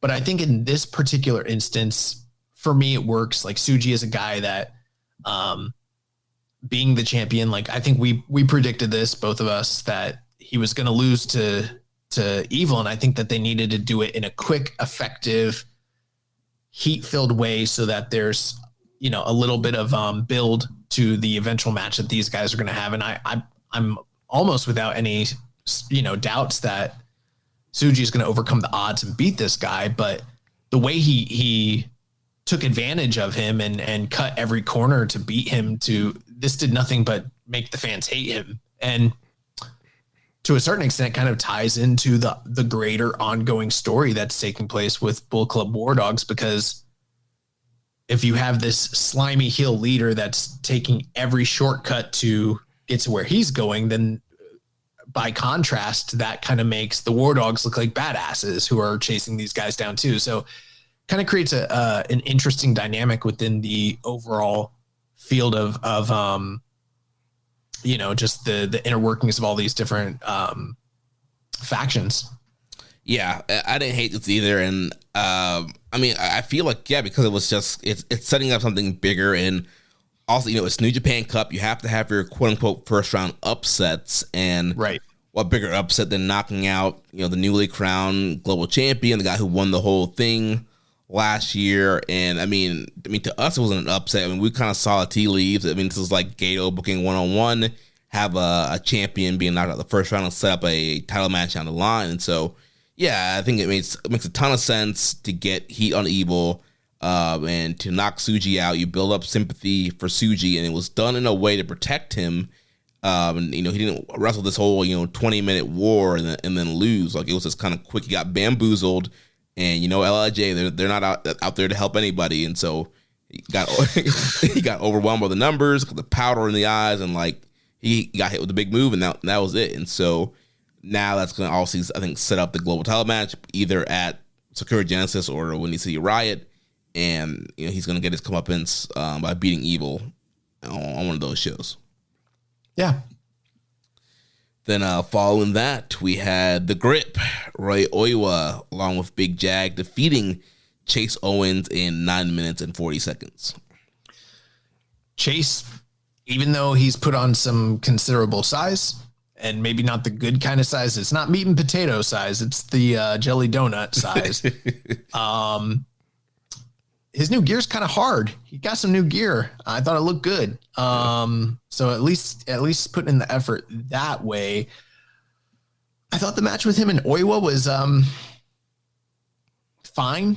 Like, it was serviceable. I didn't think that there were, to me personally, maybe you felt differently, Jeremy, I don't know. I didn't really detect anything of significance here to really latch onto in terms of the match, the work, the story. I didn't think like Oiwa looked particularly great in contrast to Chase. I thought a lot of Chase's heat was kind of uninspired, what you would sort of expect from an average undercard Chase Owens match with a young guy. And then, you know, Oiwa did beat him with the grip, which is great, but no, actually it wasn't the grip. So he was, he's working the arm over the whole match. And I don't know what he calls it, but he did the, what McGinnis called the Tower of London, or the London Bridge, actually. I was gonna say the Tower of London's the one out of the corner. Right. So it's the London Bridge that, you know, I'm thinking of the next night, because he did hit the grip on somebody on this tour to beat them. So that must have been, who did he wrestle the next night? It was the TMDK versus United Empire. He probably hit it on Jacob Austin Young, probably. Yeah. Okay. So yeah, no, he did.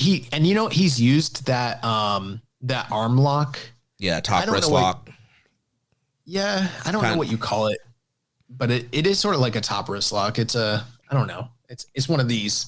I don't know. Have you ever like, because I know you've done a little bit of wrestling like in the past. Have you ever like had like a wrestling conversation with a guy and when they're laying out the match and they don't ever say the fucking names of the moves? Yeah. They're like, so I'm going to go and I'm going to give you with one of these. I'm going to get one of these boys. And they're doing hand signals, and they're hoping that you might know what the fuck they're talking about. Like, so I go around and go, sweet. And I'm going to give you one of these. And you're like, what? Like, I've literally watched my trainer have like full length, like lay out a 20-minute match. It's like, all right, so we go, bam, bam, boom, you go to the circle, you're going to give you one of these, then you're up and over, cut off. And I'm just like, that's nonsense. You're not saying anything. Right. But yeah, he gave him one of these boys. I don't know. It's one of these.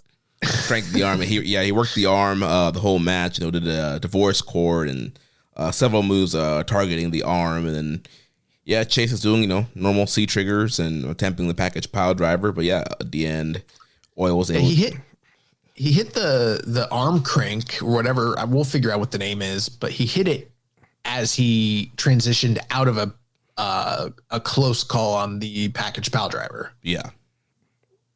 So, fine matchup here. Nothing to write home. Oil gets the win and advances. Maybe 3 stars, I guess. It's fine. Yeah, fine. Which makes me feel like I hate to be this guy, but like I don't know if it was beneficial to have Chase in the tournament. Yeah, also I know I sound like I'm hating a lot, but like I don't know. I feel like anybody could have been there to get this result. Yeah. Why Chase? Why not Yujiro? You see what I'm saying? Save a flight. Save a and I'm not advocating that Yujiro should be in this tournament. Don't get me wrong, but I'm like, Yujiro's there. He's already there, right? That's it. He's there. It would have been the same, I mean, Yano's there. Nothing would change. Makabe's there. Kojima's there. If he wasn't challenging for a title, you got Nagata, right? This could have been anybody. Tiger Mask was there. Oh, man. But Oil advances, and I think he's on the path to face Zack Sabre Jr. coming up.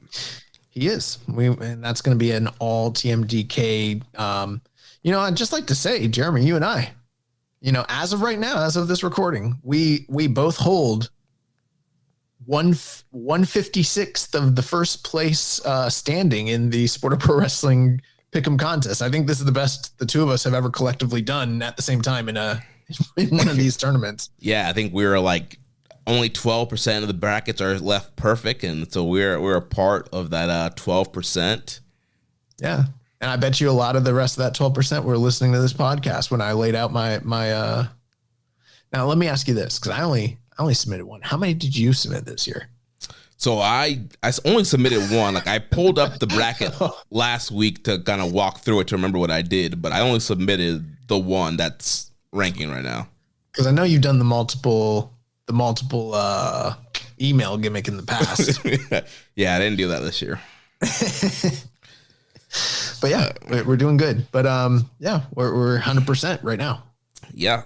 And let's take us to the main event of this night. We had Gabe Kidd defeating Ren Narita in 22 minutes and 60 seconds. So Gabe coming out, big pop.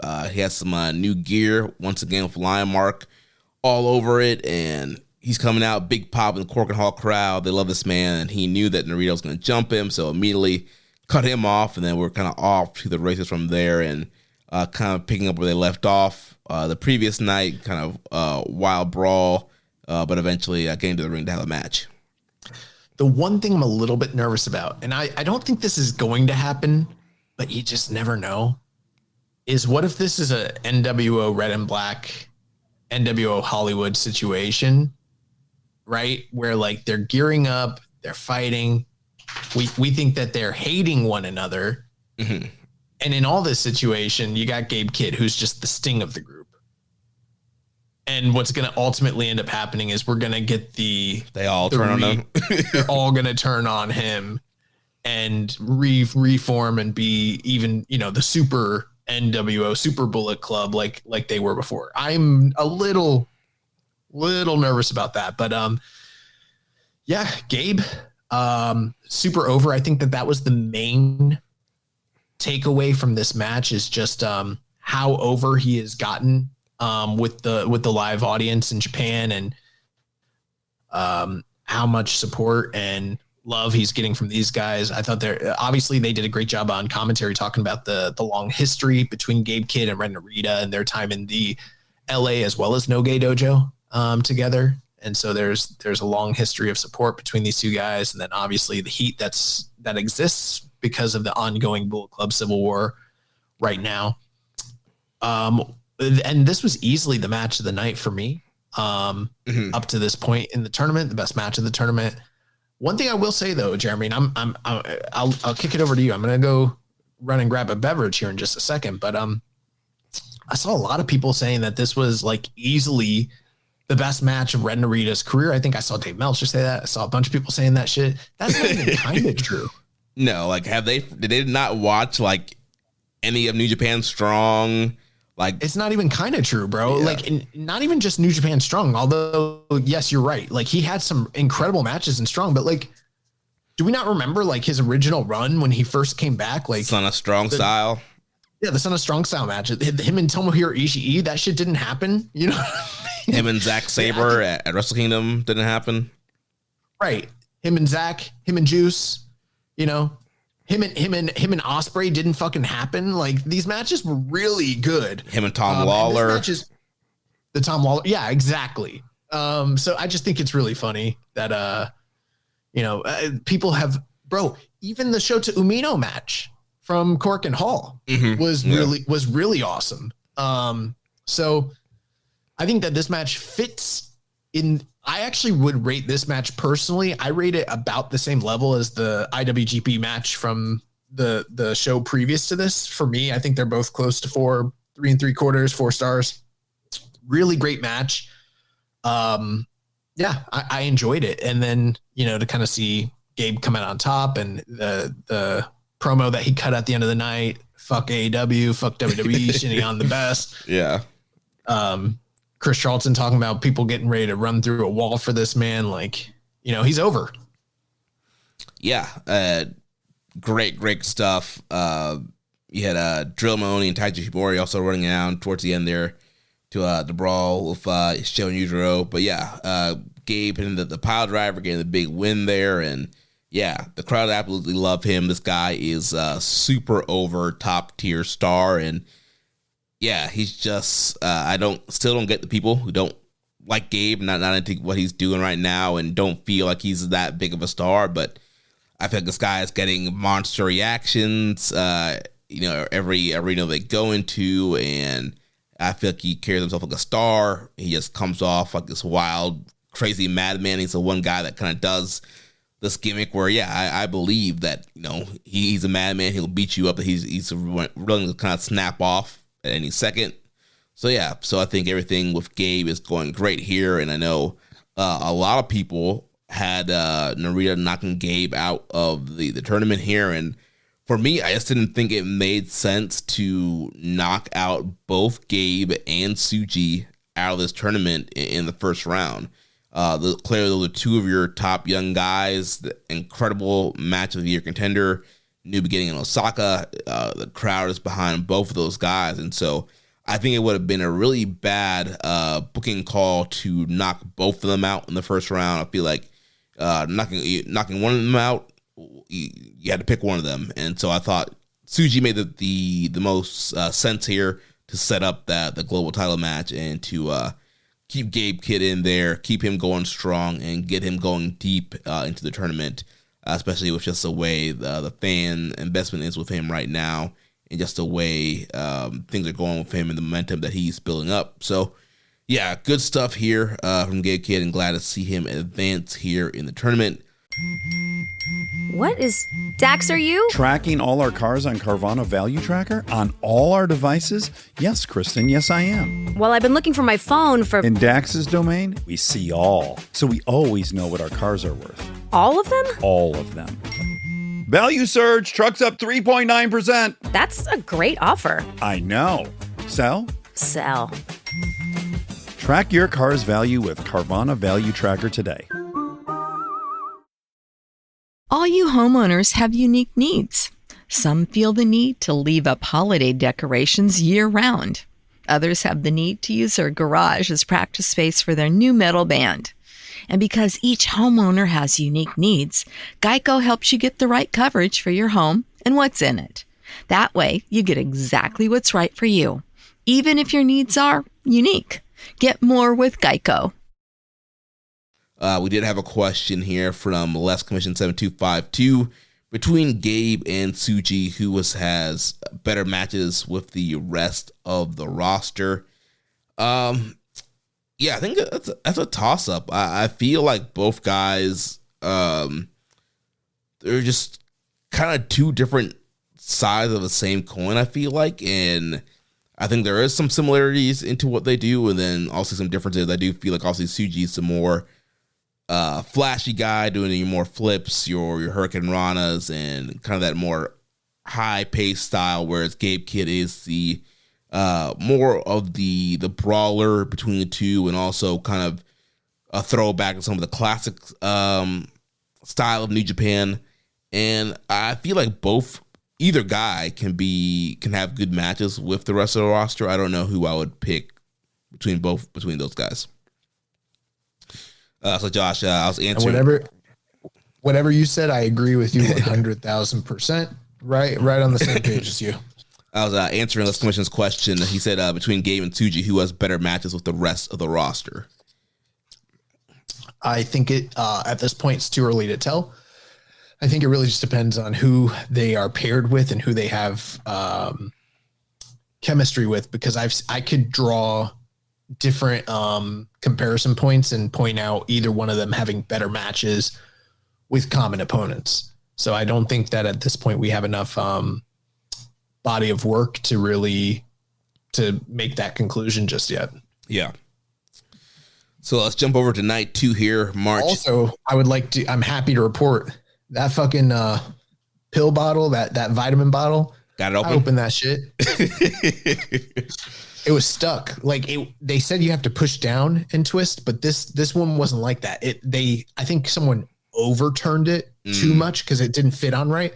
So I fucking yanked that shit, got it open like a real man. Nice. Jumping over to night 2, March 9th, from the Baycom Gymnasium, had an attendance here 2,412. Kicked off with Toriano and Yoshihashi defeating Daiki Nagai and Katsuya Murashima in 7 minutes and 40 seconds. So just kind of your standard veteran tag team versus young lion tag team. I think the biggest thing here is, again, solidifying the end of Chaos. Yoshihashi and Yano coming out with lion marks on the nameplates. Mm-hmm. Then following that, we had the Bull Club team of Chase Owens and Sonata defeating Taka and Yuya Uemura. So kind of a follow-up from the Sonata Uemura match there, and Taka getting pinned here. Now, I don't know how official this is, but I heard that Sonata has welcomed Chase Owens into the Bull Club War Dogs. I guess so. I haven't seen did somebody post that, or is that on commentary? That I think it might have happened in the post match, but this is top notch New Japan breaking news audio. I don't know. So I am wondering, maybe we should go back and look at the post match comments. And I'm like, is that official? Is Sonata allowed to do that? Yeah. And if that is the case, how many times is this dude Chase Owens just going to be picked last for kickball as a member of Bullet Club? He's always the last guy left over that just kind of gets brought in, Yeah. I mean, it's worked for him his whole career. So, mm-hmm. So, and then following that, we had Hartley Jackson, Oiwa, and Zack Sabre Jr. defeating Jacob Austin Young, Jeff Cobb, and TJP. So here's where we had Oiwa hitting the grip on Jacob Austin Young here to get the win in this matchup. And this is going to bring me back to the point I was going to make earlier. The grip shit still fucking sucks. Starting him the one way, then he spins the other way, gives him the doesn't make sense. Stupid. Might as well just do a Rainmaker. Bro, the reason the Rainmaker, and here's the thing that people, I don't think people get about the effectiveness of the mechanics of the move, is that he's spinning them out, holding onto them, and pulling them back. So there's a ricochet effect. So they're being, you know what I mean? Spun out and then boom, brought back in, with the short arm clothesline. But if you're just spinning them and you're spinning, there's no connective force there. It's wasted motion, really, if you think about it. Yeah, he should just do a discus lariat, Brody Lee style. It worked for, fucking Kenta Kobashi. I don't know why the fuck. Yeah. I don't know why you got to try and improve on that shit, Yeah. Following that, we had War Dogs team of David Finlay, Gabe Kidd, and Goto defeating the House of Torture team of Ren Narita, Kanemaru, and Nujiro. So kind of see more of that Civil War play out here. And them. It is interesting to kind of see David Finlay for the first time in this whole play as well. And as of right now, him and Gabe Kidd, both stone faced, that come out. They look like a united front. I'm wondering how this is all going to play out, because there's always still that kind of undercurrent of tension between those guys. So I'm still nervous about this Bullet Club NWO, Wolfpack, and Bullet Club Hollywood situation. Well, Finlay has Evil next, so we will definitely see how it plays out and kind of what goes down in that matchup. Well, January 4th, 1999, that's exactly what happened. Hulk Hogan was, pegged to take on Kevin Nash in the main event. Finger Poke of Doom. Everybody comes back together. Too Sweet of Doom. What's crazy?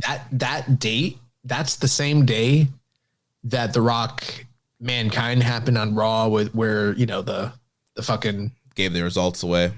They gave the results, and then they never got the lead back for WCW. But it's also the same day that Inoki double crossed Hashimoto and had Ogawa shoot on him and fuck him up and like and basically oust him from the company and all that shit. It's crazy. A lot of big stuff happening that day. January 4th. Yeah. So following that, we had some more House of Torture action here. We had the team of Dick Togo, Evil, and Sho defeating Bushi, Shingo, and Yota Tsuji, with Evil applying the Darkness Scorpion on Bushi to get the submission victory here. And then we got 2 tournament action here. TJP joined the commentary with Walker Stewart.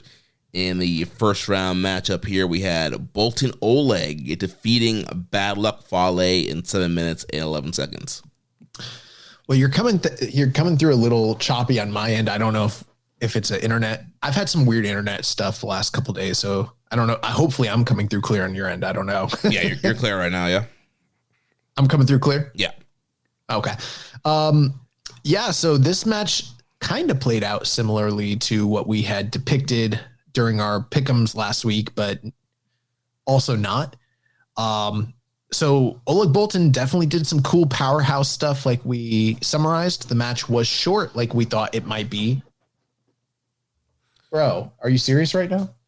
What happened?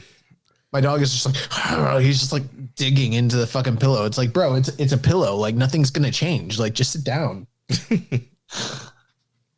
Here. But yeah, my dog's like a burrower, bro. Like, anyways, so the only thing that didn't play out the way that I think we had maybe not quite envisioned was like before the cool powerhouse stuff and before the emphatic statement about, the superiority of Oleg Boltin over Bad Luck Fale. We got basically 6 minutes of Fale just dominating Oleg Boltin and getting all of his, patented heat signature style shit in. And none of it was particularly impressive. It was very slow. I know the match was only 7 minutes, but this felt like the longest 7-minute match of my entire fucking life. I swear to God. Yeah, I mean, he's just lumbering around, doing some body slams, the Tongan massage parlor thing, stepping on the back of Boltin Oleg, and yeah, I mean that was it. And then Boltin, the whole story of the match was could Boltin slam Fale, get him up for some of his big moves, and eventually he was able to pick him up for a power slam. And he tried the gut wrench thing, but Fale is so wide, like we mentioned earlier. There's no way that he could fully get the grip around him to do the gut wrench gimmick. And I wanted him to gut wrench him so bad. I know, at least once, like turn him once. Just turn him. He didn't even have to do the like turn thing. He just needed to get him up and get him over. But I don't know. Yeah, he probably would break his neck. But he was able to get him up on his shoulders for the kamikaze, that forward Finley roll. Nailed that 1, 2, 3 Bolton Oleg, defeating a former IWGP IC champion here. Yeah, and I mean, the only thing that really matters at the end is how he beat him, which was clean, emphatic. So, you know, he moves on, and we don't have to see bad luck following for the rest of the tournament. So that's good. Yep. Then following that, we had Great Okan defeating the TV champion El Phantasmo in 13 minutes and 58 seconds. This match, for whatever reason, just kind of didn't do it for me. Sometime, you know, Okan for me is just so hit and miss when it comes to the enjoyment of his actual matches. I like the character. I like the character work and everything. But there are times where his matches just feel kind of unnecessarily sluggish for me. And that's sort of that's the territory that I felt like this one went into. Which is unfortunate because I feel like if Phantasmo was winning, then Okan would be working harder. But if for some reason it was the other way around. But yeah, obviously we predicted this. Great Okan picks up the win, kind of sets himself up as the next potential challenger for ELP's TV title, and moves on in the tournament. But I wasn't in love with this match. Yeah, not much to write home here. I mean, it was good work. I mean, Phantasmo once again busting out the moonsault to the floor to Okan, and then Okan working obviously several submissions, sheep killer, all that stuff. But yeah, it was just a fine match. Nothing really to write home about.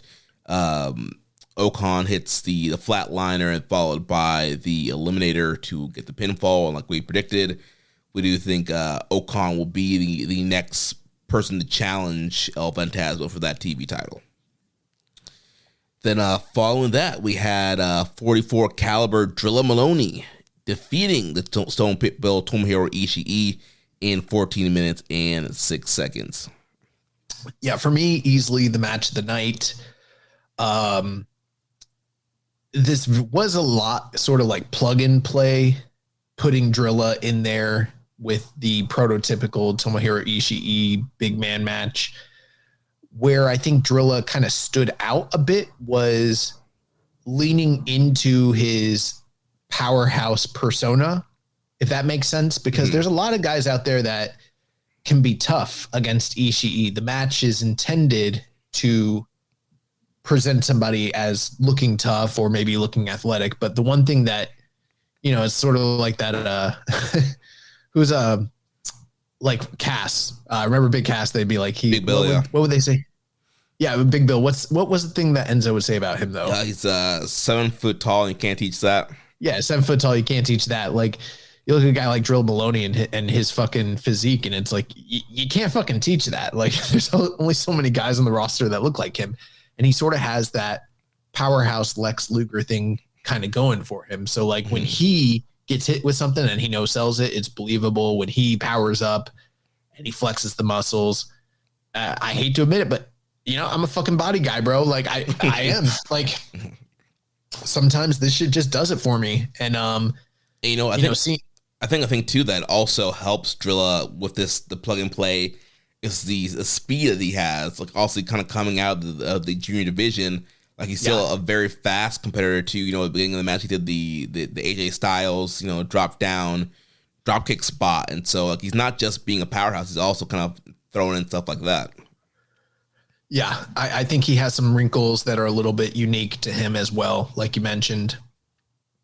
I did enjoy, if I had to compare the two, I thought the Drilla Maloney Shingo Takagi match was a little bit better. Yeah. But this one wasn't far off.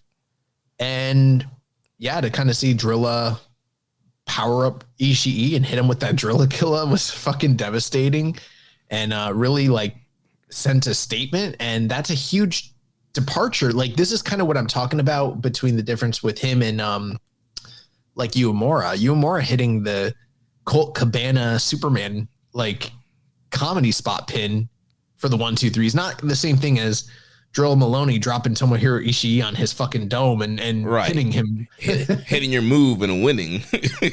and you know what's funny too is like going back to that point, it's not even like getting a 1-2-3 is ever, isn't a good thing. It is a good thing, but it's like for a guy like Sonata who's known for doing the catch style and all of the reversals, we've seen him get pinned by a roll up multiple times by like say Zack Sabre Jr. And in those scenarios, it always felt like Zack outsmarted him and got his number, because usually it's like a smart pin, but like that Superman pin is the kind of shit where it's like, it's a comedy. It's a Yano spot. Yeah. I mean, so when you beat someone with that shit, you're like, okay, it's like watching someone hit a 2-point shot from the foul line doing like a granny shot. Like it might be effective, but it looks stupid. Right. Yeah. Yeah, it's much better here. Just hitting your move, looking strong and winning. And yeah, Drill looked good throughout the match. He was trained. He had some training from Rhino, so he has the gore. It was a great gore near fall towards the middle of the match. His gore that he hits, he doesn't wrap his arms around them. He just flings his shoulder at them and fucking bounces off them. Have you noticed that? Mm-hmm. Yeah, it's not like a regular spear. Well, that's kind of what Rhino's gore was kind of like. He didn't really do it like the Goldberg way. I kind of think he did, like, not exactly the same, but he would drive through them, but like he's kind of like flipping into it. Like it's kind of crazy. I'm sure I've seen someone else do it, but yeah, it's pretty crazy the way Drilla hits that shit. Yeah, and Ishii hit a spear of his own coming back, and then of course they're doing the traditional trading strikes and big moves there, and they're trading slaps to the face, and then eventually Maloney's powered up Ishii, hit the Drilla Killer, 1, 2, 3, gets the big win. And so, yeah, 2 back-to-back big wins here, beating Shingo Takagi, beating Tomohiro Ishii. So big things are on the horizon here for one Drilla Maloney. Yeah, and TJP was on commentary. He's the next projected second round opponent for whoever won this match. So I thought TJP was really good on commentary all night. One of the better wrestlers / commentators when he's called upon to do it. But I thought his character work calling this match, especially with the history between Catch 2-2 and War Dog Junior team, really played in big here. And he just clearly has a disdain on the air for Drilla Maloney and, talking all that shit. So I'm interested to see those guys kind of run it back as well. Yeah. Then I took us to the semi-main event. We had Tetsuya Naito defeating the Prince of Pace, Callum Newman. So Callum coming back from his knee injury, dislocated kneecap, had to be out for 3 months. So first singles match back. Thought he looked good, had some new gear here, and seems to have the same speed, same movement. So that's good. So I thought there were some positives. I also thought there were some negatives here. One thing last week, Chris had mentioned on the show that he heard that Callum had beefed up a bit. And I do think he beefed up, but he's much more, I would call it like a dirty bulking phase. He's putting on size though. So, I mean, I'm sure when he cuts, he'll be fine, but he's bulking up. He's putting on some size, but I don't know if he's carrying it as well as he possibly could. And like you said, he still looks every bit as good from an athletic standpoint as he ever has. Where for me that this match didn't quite work was Naito made a concerted effort to attack the knee, makes all the sense in the world because of the fact that Callum Newman, like you mentioned, he's returning from an injury. So naturally that would be a target and it should be the story of the match. Mm-hmm. And for the first half, like it was worked pretty well. Like Callum Newman was doing a good job selling it. And I'm not a selling Nazi. You know what I mean? Like there's some people that they just harp on this shit so much and they want every single sell job to be Macho Man Randy Savage levels of selling. And it doesn't have to be that way. Hold the knee for the whole match. Right. And there are times where that should happen. And there's also times where I think there can be nuance. And I've heard people complain about Callum Newman's inconsistent selling. And sometimes I think that's a little, in the past, I felt like it's been a little overblown. But in this match, like for me, and I paid really close attention, there's no denying that this was just a complete, I hate to say it, but just a blatant disregard of the legwork that had been done previously, because he sold it for about half the match. And then during the second half, he never went back to selling it at all, which is, I guess, fine, except for all of his offense is leg based. It's all kicks. It's all hopping off of the ropes. High flying. It's all running the ropes at high speeds. And he's not doing any of this with any level of consideration for the work that was done to his knee prior to that.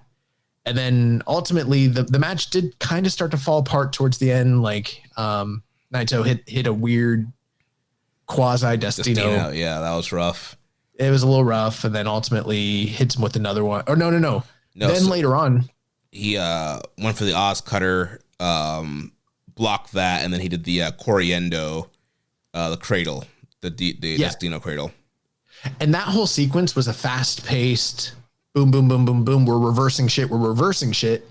Think about how does that make sense when he's running, doing an Oz Cutter, blah, blah. There's no selling going on of any sort. You know what I mean? And it's like, so then what was really the point of selling that leg at all? If it pays, if it doesn't play any factor into the finish at all. I know it sounds a little nitpicky, but it's like it was the central focus. It wasn't just like your regular average. I'm doing some heat, so I'm working a body part. It was like, this dude's returning from injury. This is his like central. This is like his key weakness, and I'm attacking it. And so it's the whole story of the match. It's what he has to overcome. And then the way he overcomes it is just by pretending like it never fucking happened. And then losing to a inside cradle. And I think there's a way you can get to the inside cradle and make it make sense. I mean, like if your leg is hurt and you're caught in an inside cradle, there's a high likelihood you might not be able to kick out of that. There's also a scenario where he's going for his move, but he can't pull it off because of the leg work that was done. And that feeds into the inside cradle or the small package, whatever.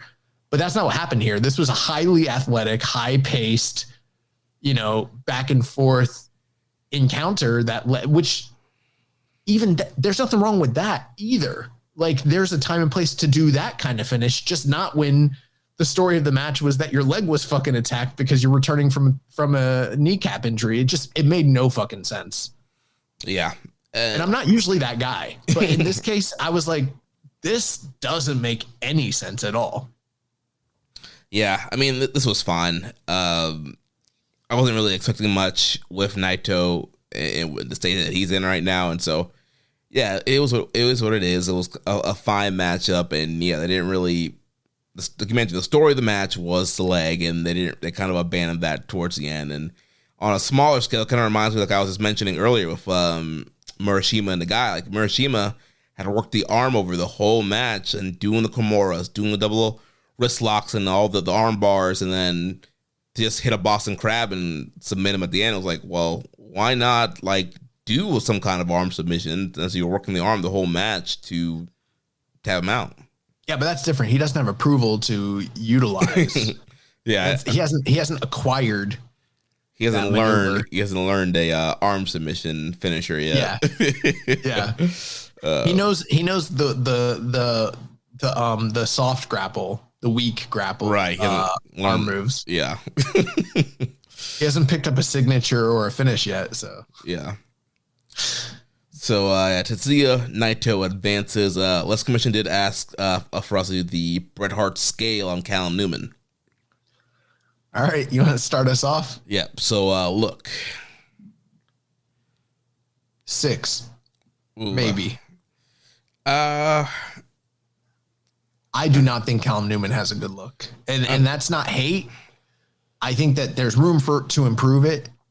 But I mean, I don't think that when I look at the guy right now today that I see a star. I see a frame of a guy that could be a star, but it's a blank canvas with some Osprey clothes on. He does not look to me like, I don't think he has a star look at all right now. Yeah. I think I go like 6.5. So look, Mike, I'd probably go like 5. I'd go like 5, maybe 4.5. Like from what we've heard so far, it's not him on commentary is horrible. Like, which again, that's a skill. That's something you can work on and acquire. So that's not a forever thing. Yeah. So look, Mike, work. I think a work is a 7. I think that there's a lot to learn and to build upon and improve, but I've also seen him have some fantastic. I think athletically he's outstanding. Yeah, he's super athletic, but we haven't really seen him put it all together yet. Like he hasn't really. Yeah, a lot of it's that psychology. I don't think he has all that, down packed. Yeah, I mean, we haven't seen him have any match of the year contenders yet, regardless of all the cool stuff he can do. So yeah, I would say. I think the best match that I've seen him have is the one from Road to Tokyo Dome a couple of years back with Ishii. Yeah. And then It Factor. I'm gonna go 7. Yeah, that's all I'll say. 7. Right now I'm at like 24.5. I just did the math, but again, I think every single one of those things is something that can be improved upon. It's sort of like you turn on SmackDown SmackDown, Here Comes the Pain, and you got Randy Orton on there and he's got all these fucking low stats. You're like, whoa, he hasn't had his breakout year yet or whatever the fuck. Or like, bro, I used to have this, I had this card game. It was a WWF card game where you would build you basically played as a manager. You would build a roster and whoever, I don't remember how it fucking worked, but it was a game from 1996. So like you had the Rocky Maivia card and different cards had different values. And the Rock card was like a 2 out of like 10. And I would always pick up the Rock because it's the fucking Rock, but the card's only worth a 2. It's not like, because you're getting him in the early stages of his career. Yeah. It's like kind of like the 2K, like My Career mode, where you're creating player. Like you start off with like the base stats. Like you can't jack your stats up. Like you have to kind of earn your stats throughout the career mode until you can build up. And so that's kind of where Callum Newman is right now. Like you mentioned, he's kind of like a blank slate. Tons of room to grow. Obviously, super athletic guy, and I think there is a promising future for him. But yeah, I do think like there's improvement on all those categories for him to go to. And then the main event for the show, we had Hirooki Goto and Hiroshi Tanahashi defeating Satoshi Kojima and Yuji Nagata. So another preview tag here for the upcoming world title match. I was not in love with the idea that this was the main event of the evening. I understand, right now, I mean, maybe on the one hand, it might point to the idea that Goto and Tanahashi at this point are both, fan favorites and probably draws and everything like that. But how many times have we seen, like, say, Okada or Naito when they were world champions, in their preview tag match on a tournament tour like this be the main event of the undercard, and then you have the tournament matches. So that didn't make a lot of sense to me. I thought it was an interesting choice, and I didn't think the match was like great. It was fine. It was to me, the level of work that was done there and the investment from the crowd, I think it firmly did belong as like the 6th match of the night. Yeah, it easily could have been, it's an undercard match. It was almost like a New Japan Dad style kind of, opener multi-man matchup. And yeah, I mean, it was fine stuff. I mean, they didn't really kill each other or anything, but Was there? Well, that is going to do it for our review of the first round of the New Japan Cup. Between now, the time that we're recording, which is the 10th, and then next week, which will be the 17th, we have 6 shows in a 7-day time frame. So they are, we've had a lot of time off in the first quarter of the year, which has been great, but they're jam packing the rest of this tour in a week's time. So kind of just going through the tour here. And Jeremy, I mean, I don't know. Do you want me to, I'm going to run through these nights. I don't think we should even, I don't think it's, well, we only have the tags that are announced for this first show. So that's fine.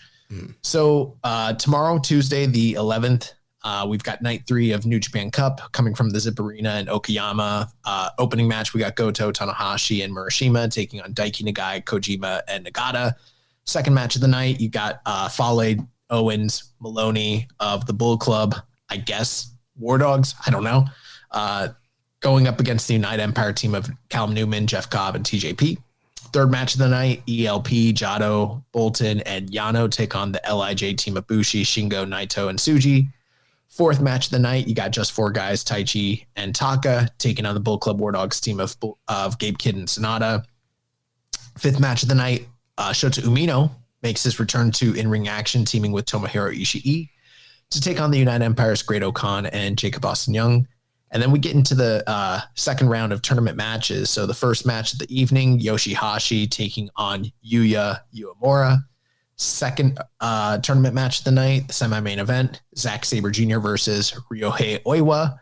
And then your main event, you have Bullet Club House of Torture leader Evil taking on Bullet Club War Dogs leader David Finlay. Yeah, interesting set of tournament matchups here. Well, even before that, I think it's going to be interesting to see what Umino comes out to, and then that preview match there and how that all works out. Yeah, it's interesting just because of his relationship to Hantai, but then also he's got the rematch with Great O'Khan sitting right there on the table. Obviously, opening match of the night is facilitating the preview tag match between Goto and Nagata for the titles. That's also kind of out there. But yeah, for these tournament matches, I mean, so far you and I, perfect slate. We have 100% predicted the first round accurately. Now we're going to get into the tough part of the tournament. And so far, nothing that's occurred. I don't feel like I'm changing any of my picks so far. I don't know if you are. No, I would still say Uemura is going to beat Yoshihashi. And that's what I have, I believe. And I would want him to, just hit him with a move and pin him. We don't need any wacky roll-ups to beat Yoshihashi. Then Zack and Oiwa. I'm still going with Zack defeating Oiwa. I'm at the point where I don't remember what I picked. I'm pretty sure you went with Zack. I'm pretty sure too. And then that takes you to the main event, and I've got David Finlay going over Evil, but that's a 50-50.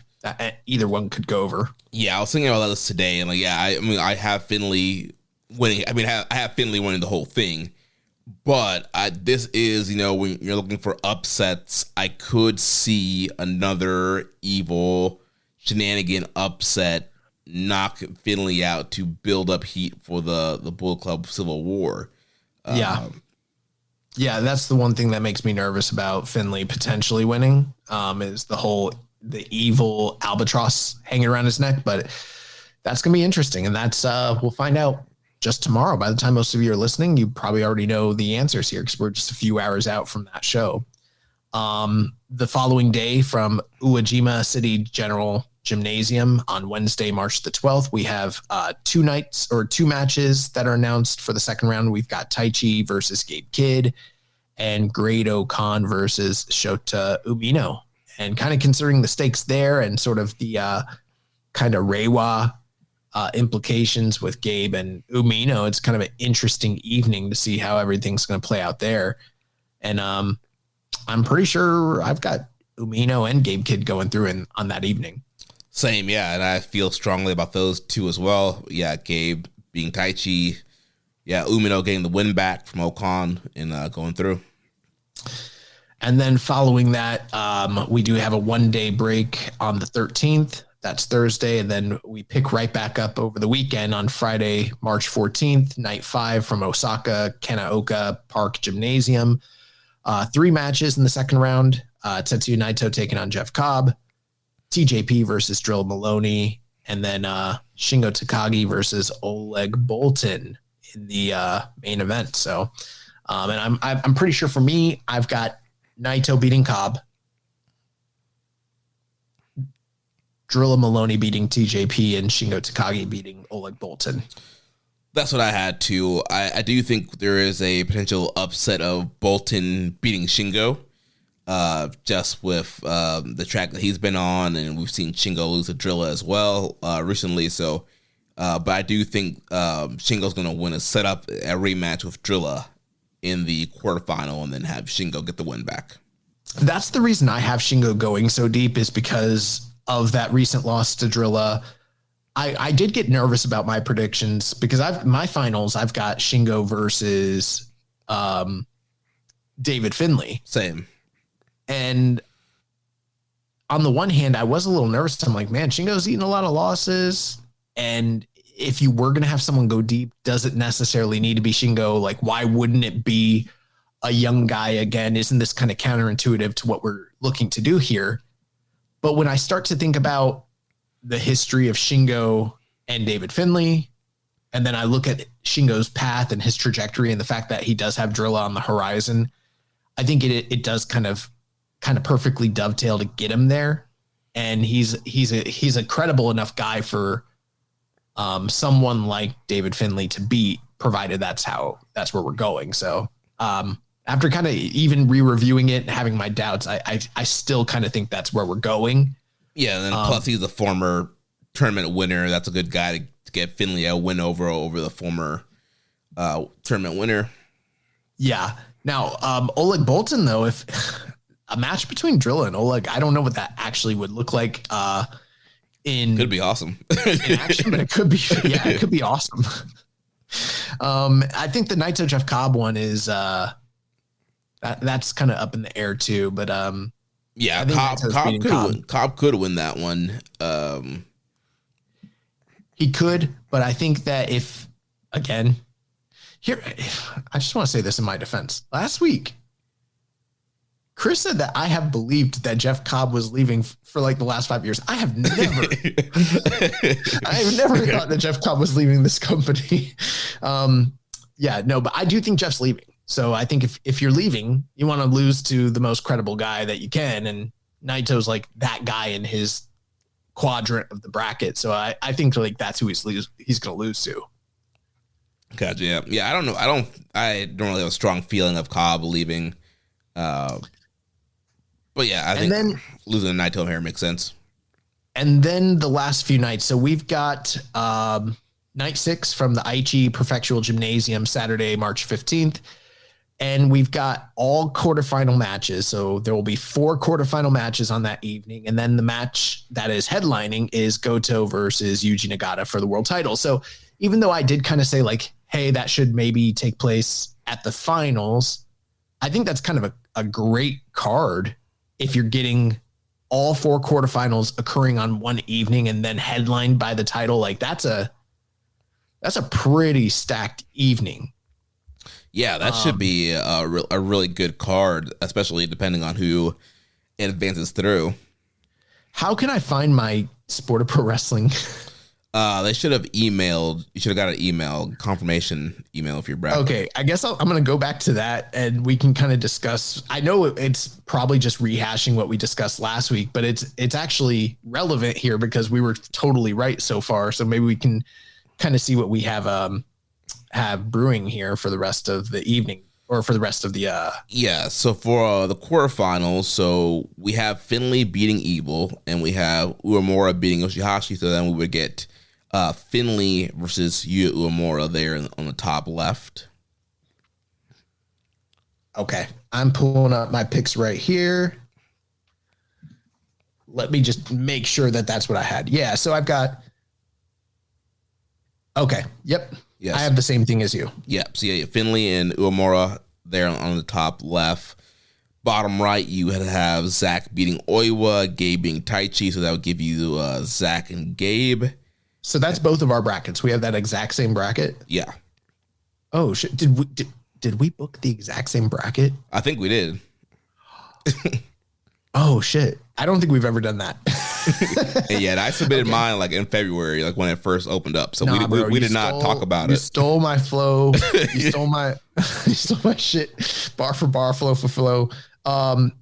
So then in the other quadrant, Great Okan versus Shota. I think we both had Shota going through, right? Mm-hmm. I've got Naito beating Cobb. Do you have Naito beating Cobb? Yep.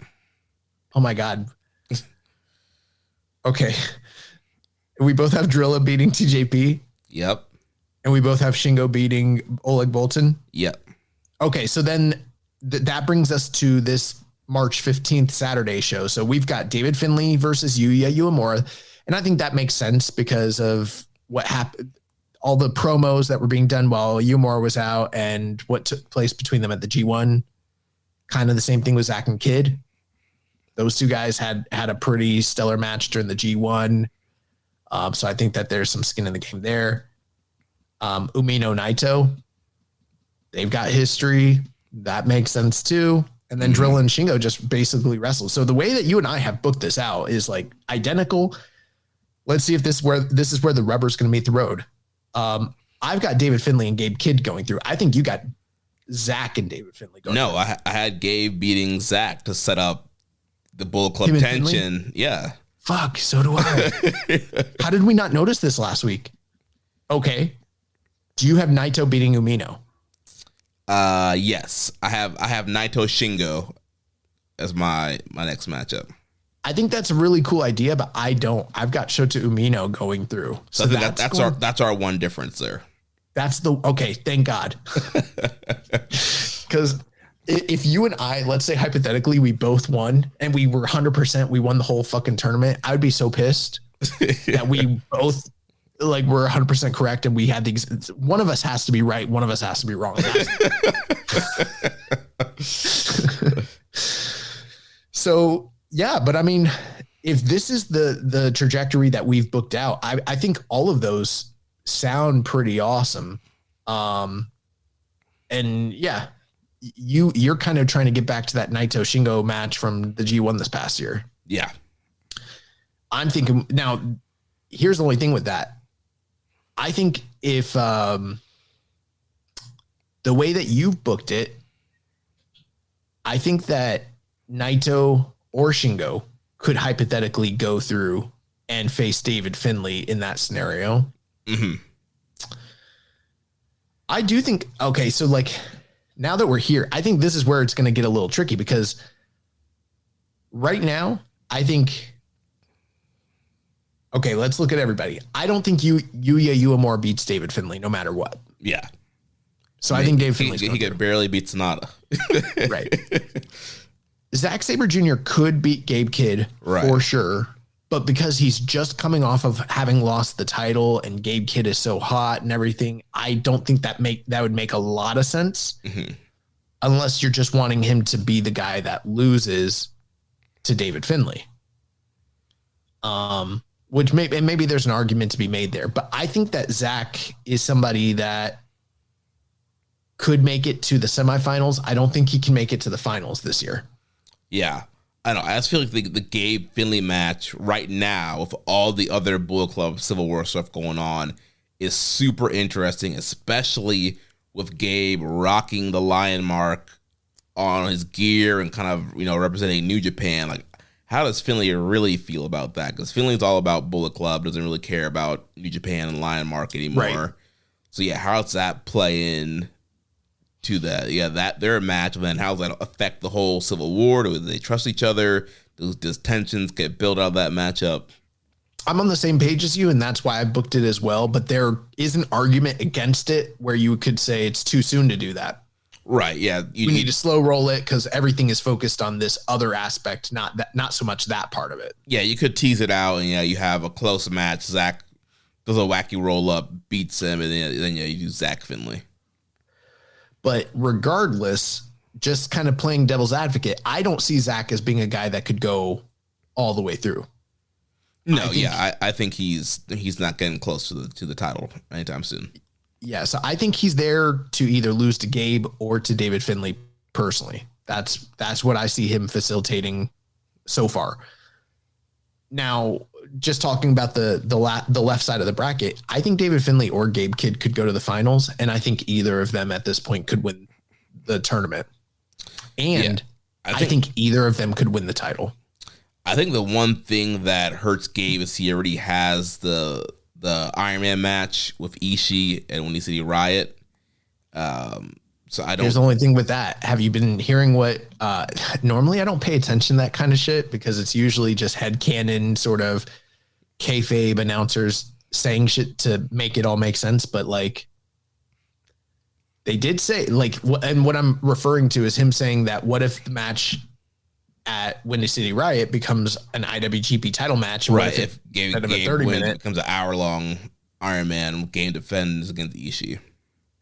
Here's the one thing that speaks to the possibility of that.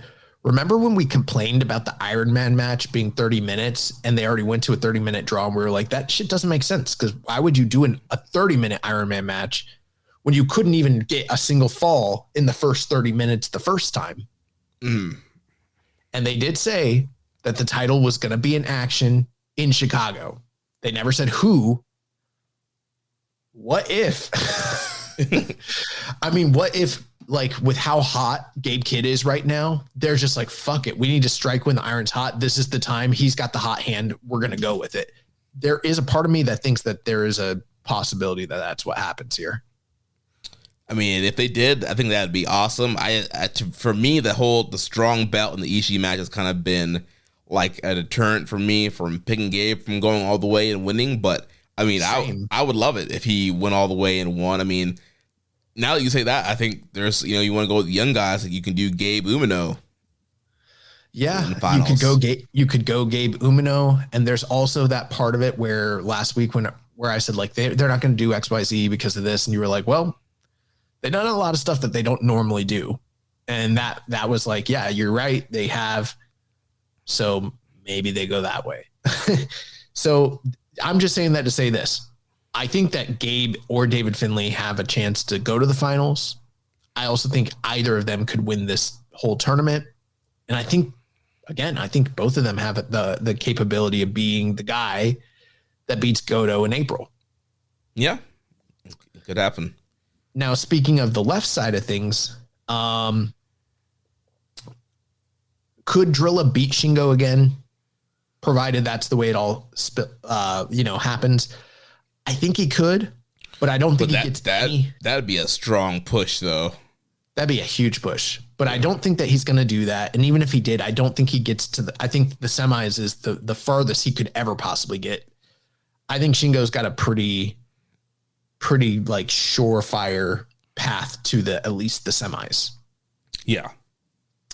And then really it's like you're asking yourself at this point, I think Shota losing to Great Khan would not make any sense.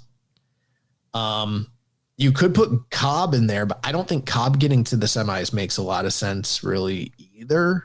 So I think the Naito Umino match is like the most probable. And I don't think Naito or Shingo, if either of them goes to the semis and wins, they're there to put over either David Finlay or Gabe Cobb or Gabe Kidd. Mm-hmm. The only person I see on this side of the bracket that could go through and potentially win this shit is Shota Umino. Yeah. So in my estimation, just based on all of that, I think that the finals could look anything like this. It could be either Finlay or Gabe Kidd versus Umino, Naito, or Shingo. But I only think that Finlay and Kidd or Umino have the chance to win this tournament. Yeah, and the more I think about it, I'm like, man, that Gabe Kidd Umino final seems like it could be the way. It could. At the same time, though, we are at a point where they don't have a top heel. in the company right now. And that's sort of the main reason why I was picking David Finlay so fervently. But then again, he's feuding with Evil, and Evil's kind of poised as the other top heel in the company. So that's kind of unique in its nature. Yeah. It does make me nervous. Yeah. It makes me nervous because it's like I picked David Finlay. I went all in on this guy for a lot of reasons, and I do think it's still plausible. But at the same time, it's like he's feuding with Evil. They're both bad guys. How does that work out? Yeah, but also Evil's also feuding with LIJ in his Ryota Tsuji match. Right. So he's going to kind of be tied up, is what you're saying? Yeah, like they're not going to go to Evil Finlay again right away. Like they're doing it in the tournament, and then Evil's going to go face Tsuji as a current Genesis, which leaves Finlay open to then face One Thing and face Goto. And see, this is kind of the issue why sometimes faction warfare, especially with these splits, don't always make sense or work out, because the way that New Japan's calendar is, it's not always conducive to being able to, like, we've seen faction warfare for like a tour where it works really well, but it's not always beneficial to like book it over a long haul over several tours. It doesn't always work out with the way that their, structure is. I don't know. Well, then, Don Taku's Bullet Club stuff, you could do Finlay defending against Evil, and it's your Bullet Club kind of thing. Yeah, but that doesn't really, yeah, sure, you could do that, but then that kind of means that Evil just lost to Tsuji for the IC title, and then, think about that. It's like he loses to Tanahashi, loses to Tsuji, and then he gets a world title shot. It's weird. It's weird, but all he has to do is walk out. And then you can also do like undercard stuff with the rest of the War Dogs versus House of Torture until you can get back to focusing on that. I guess the whole point of what I'm saying though is just kind of looking at where we're at so far with how everything's panned out.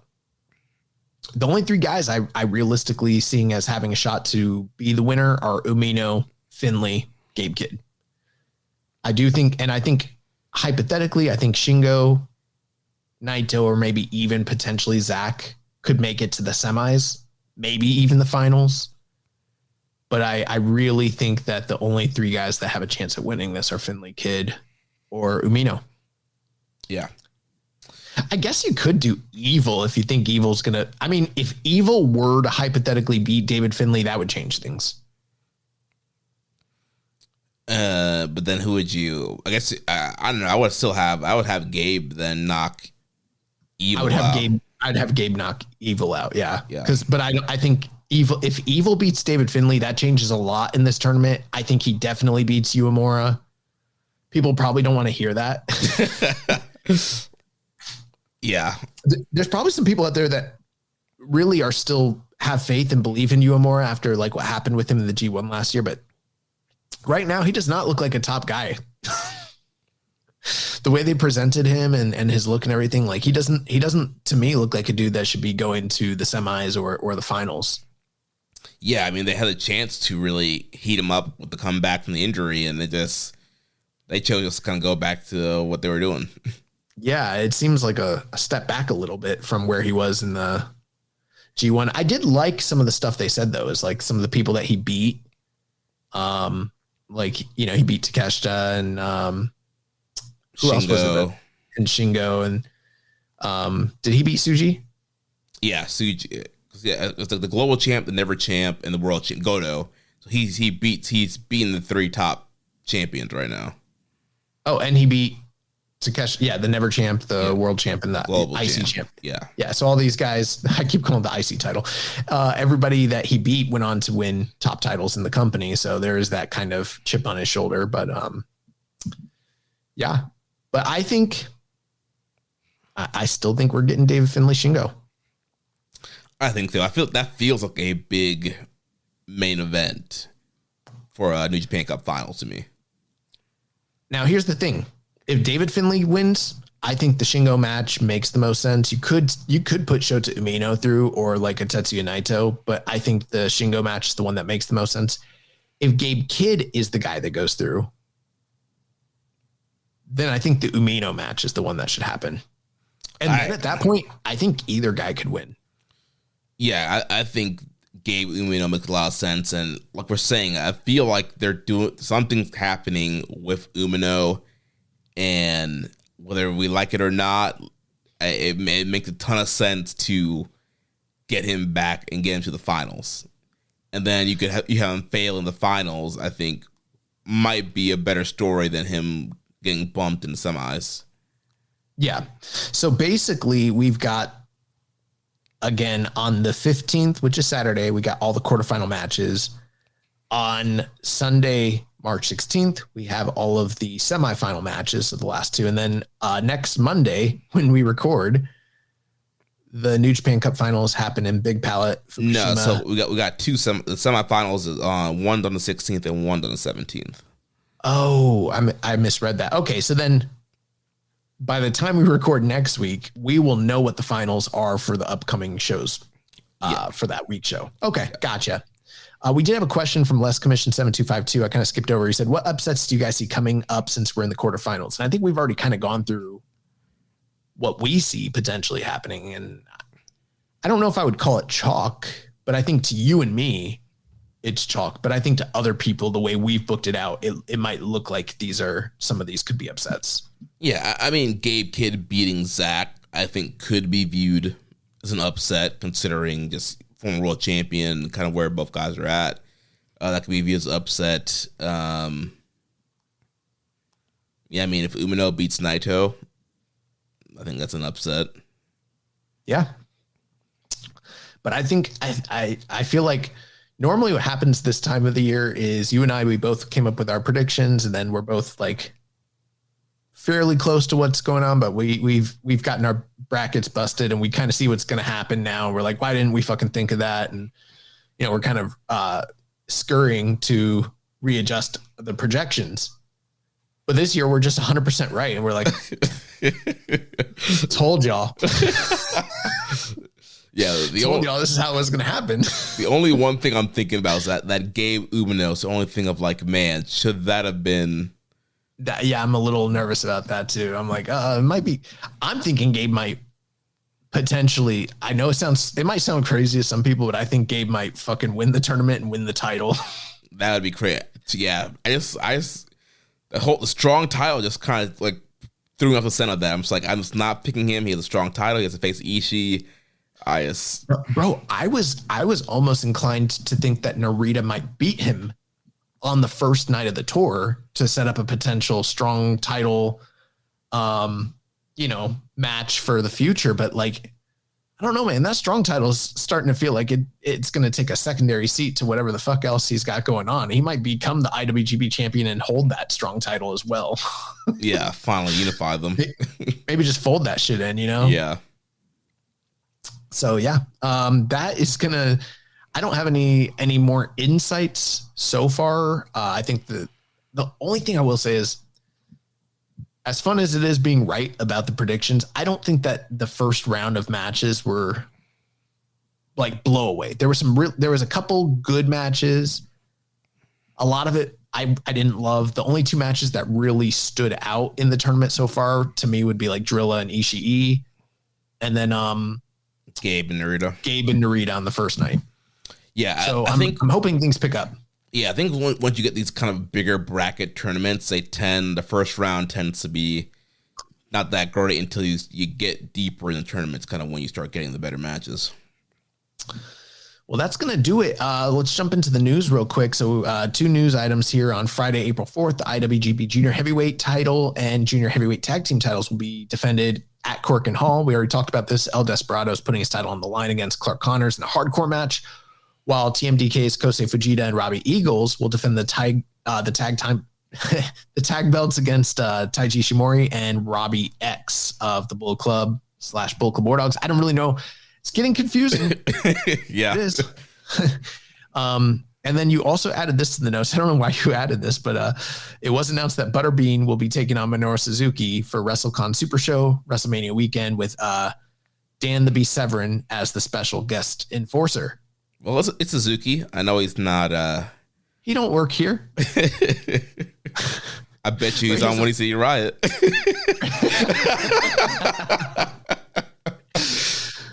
I actually, when I saw this, I thought to myself, that sounds horrific. I don't know. Have you seen like the Butterbean videos with him doing DDP yoga? No. Yeah. So maybe Google that. I mean, it is promotional material, but I also kind of think it's true. And basically like DDP was like, yeah, Butterbean is by far the worst like physical athlete specimen that we've ever worked with. And they were showing him trying to do DDP yoga and like he couldn't move like at all. Like his whole body is fucking shot. So I don't know, maybe he's healthy now. Maybe he can, but he also can't wrestle.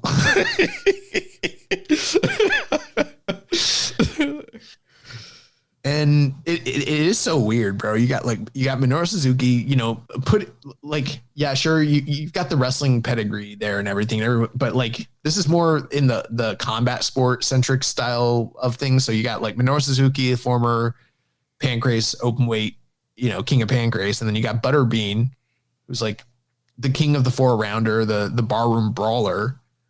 And then Dan the Beast Severin, like, you know, former UFC former UFC super fight champion. Like, it's fucking, I don't know. That's weird as shit.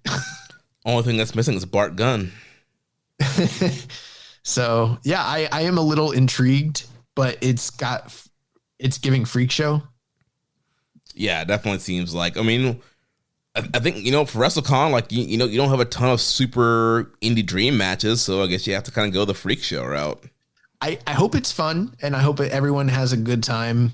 I am genuinely, and I mean this like for real. This isn't like some this isn't the fake like safety police shit.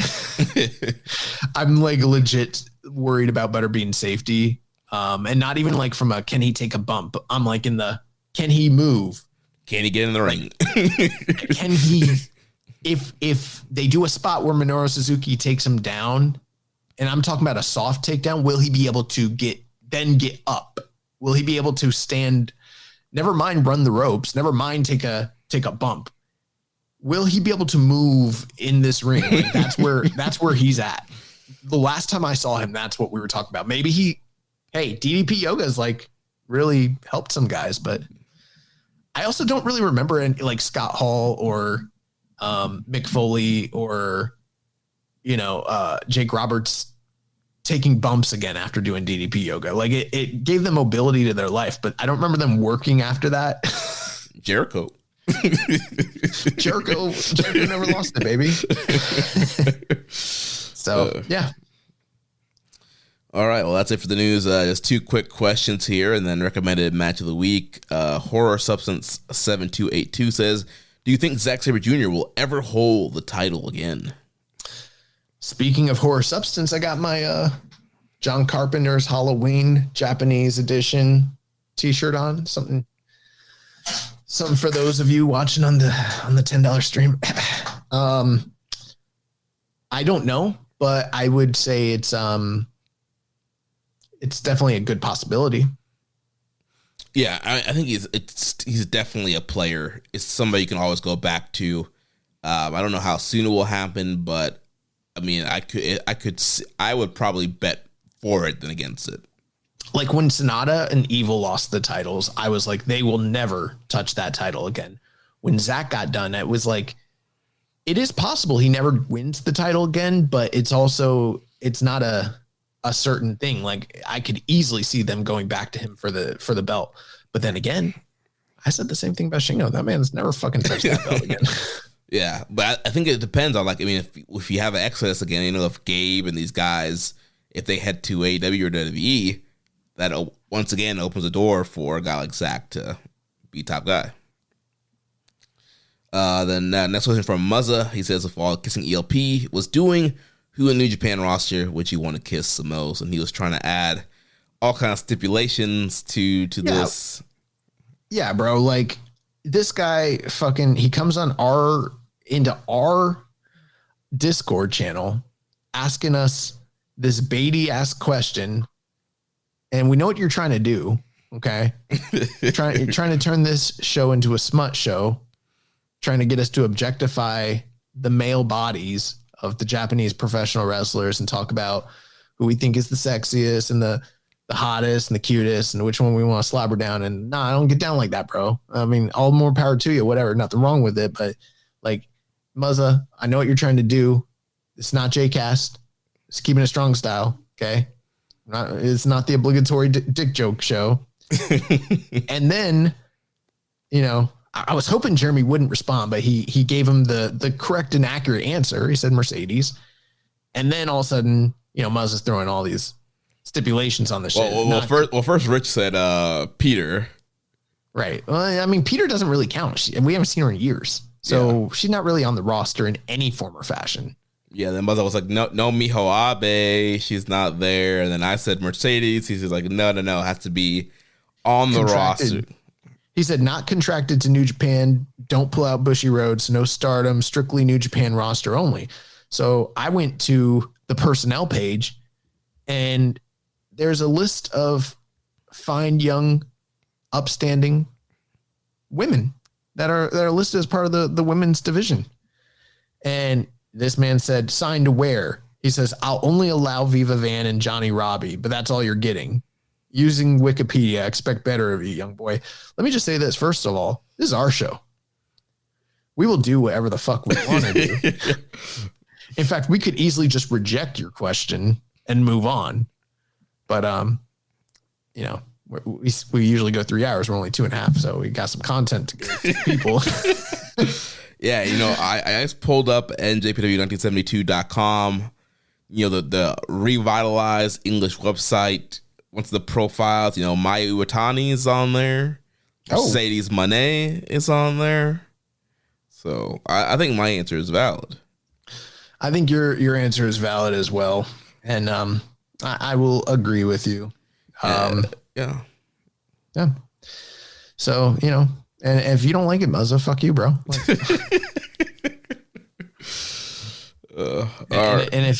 And if you want to work, next time I see you, if you want to work, we can work. Hey, I've been seeing Muzza doing some training.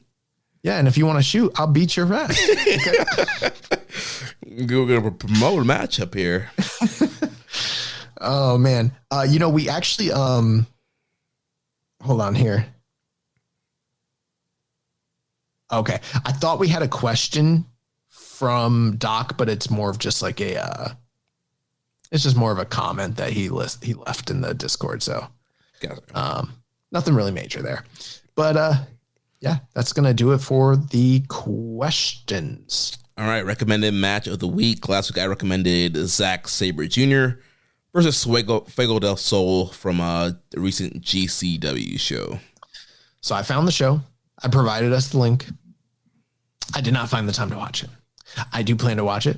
Now I had to drop out of the show last week, so maybe I could play a little catch up here. So last week you gave the I don't know what happened there. I lost internet. So I wasn't able to finish out the show, but I did watch that Takeshita versus Angel De Oro match, and I thought you did a really good job at kind of encapsulating what happened there. And I don't know that I agree with you, Jeremy. I thought actually, I'll put it more succinctly. I kind of felt like Takeshita was a fish out of water in Mexico and didn't really acclimate stylistically to the environment. Maybe that'll be different in the future, but I just didn't think that showcased the best that he brings to the table, personally. Yeah, it was a weird match. It was fine. I mean, like, it was sort of like Takeshita doing old school 90s heel work and Angel De Oro doing like 2010s indie-rific style wrestling. Mm-hmm. And those two guys kind of meshing those up, and neither one of them really leaning into the lucha libre or even the strong style too much. You know what I mean? Mm-hmm. Although the one thing I think you did get wrong, you mentioned Angel De Oro getting busted open. He didn't get busted open. It only looked like he did. He split his hand open. Oh, okay. Yeah, it was. I don't know how he did it, but his hand was fucking gushing, and so he would touch his face, and there'd be blood on his face, but it was coming from his hand. His hand was like literally dripping blood. Gotcha. I missed that. Yeah, and I saw they put that match up on New Japan World, so there's probably a better quality version now. Yeah. Actually, you know what? There probably isn't. I bet you the version that we watched is probably it's probably much higher quality than what's on New Japan World.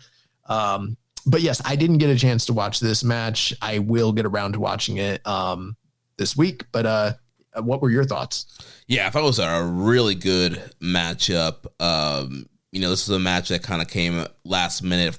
Fuego was replacing somebody, and yeah, I thought Fuego did a great job here keeping up with Zach. And story of the match was, Zach's this veteran top star guy, and he's, of course, eating Fuego up with all submissions, and Fuego's trying to outspeed Zach and do all his flippy-do stuff. And Zach, there was a great spot where he went for a springboard moonsault, and Zach caught him in a cravat.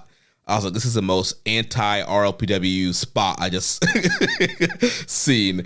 And Zach was just on it and is catching with all these holes, but then Fuego would get all these hope spots. He would hit his big, Hurricane Ranas, and, he's the master of the Tornado DDT. He would hit that, and so he was using all these kind of big high flying moves and catching Zach and getting some really great near falls. But then towards the end, Zach got done playing with his food, tied him up, Jim breaks armbar, tied up the arms, tied up the legs, and had Fuego tapping out. So it's kind of your big man, little man, high pace submission grappler style kind of matchup, and yeah, I thought it was very enjoyable. I would probably go like 4 stars on it. It was a really good matchup. Yeah, I'll have to check that out. It sounds like that's probably not even with it being a recommended. It's going to get your recommendation, but it's probably not going to be listed on our match of the year list this year. Sounds like probably not.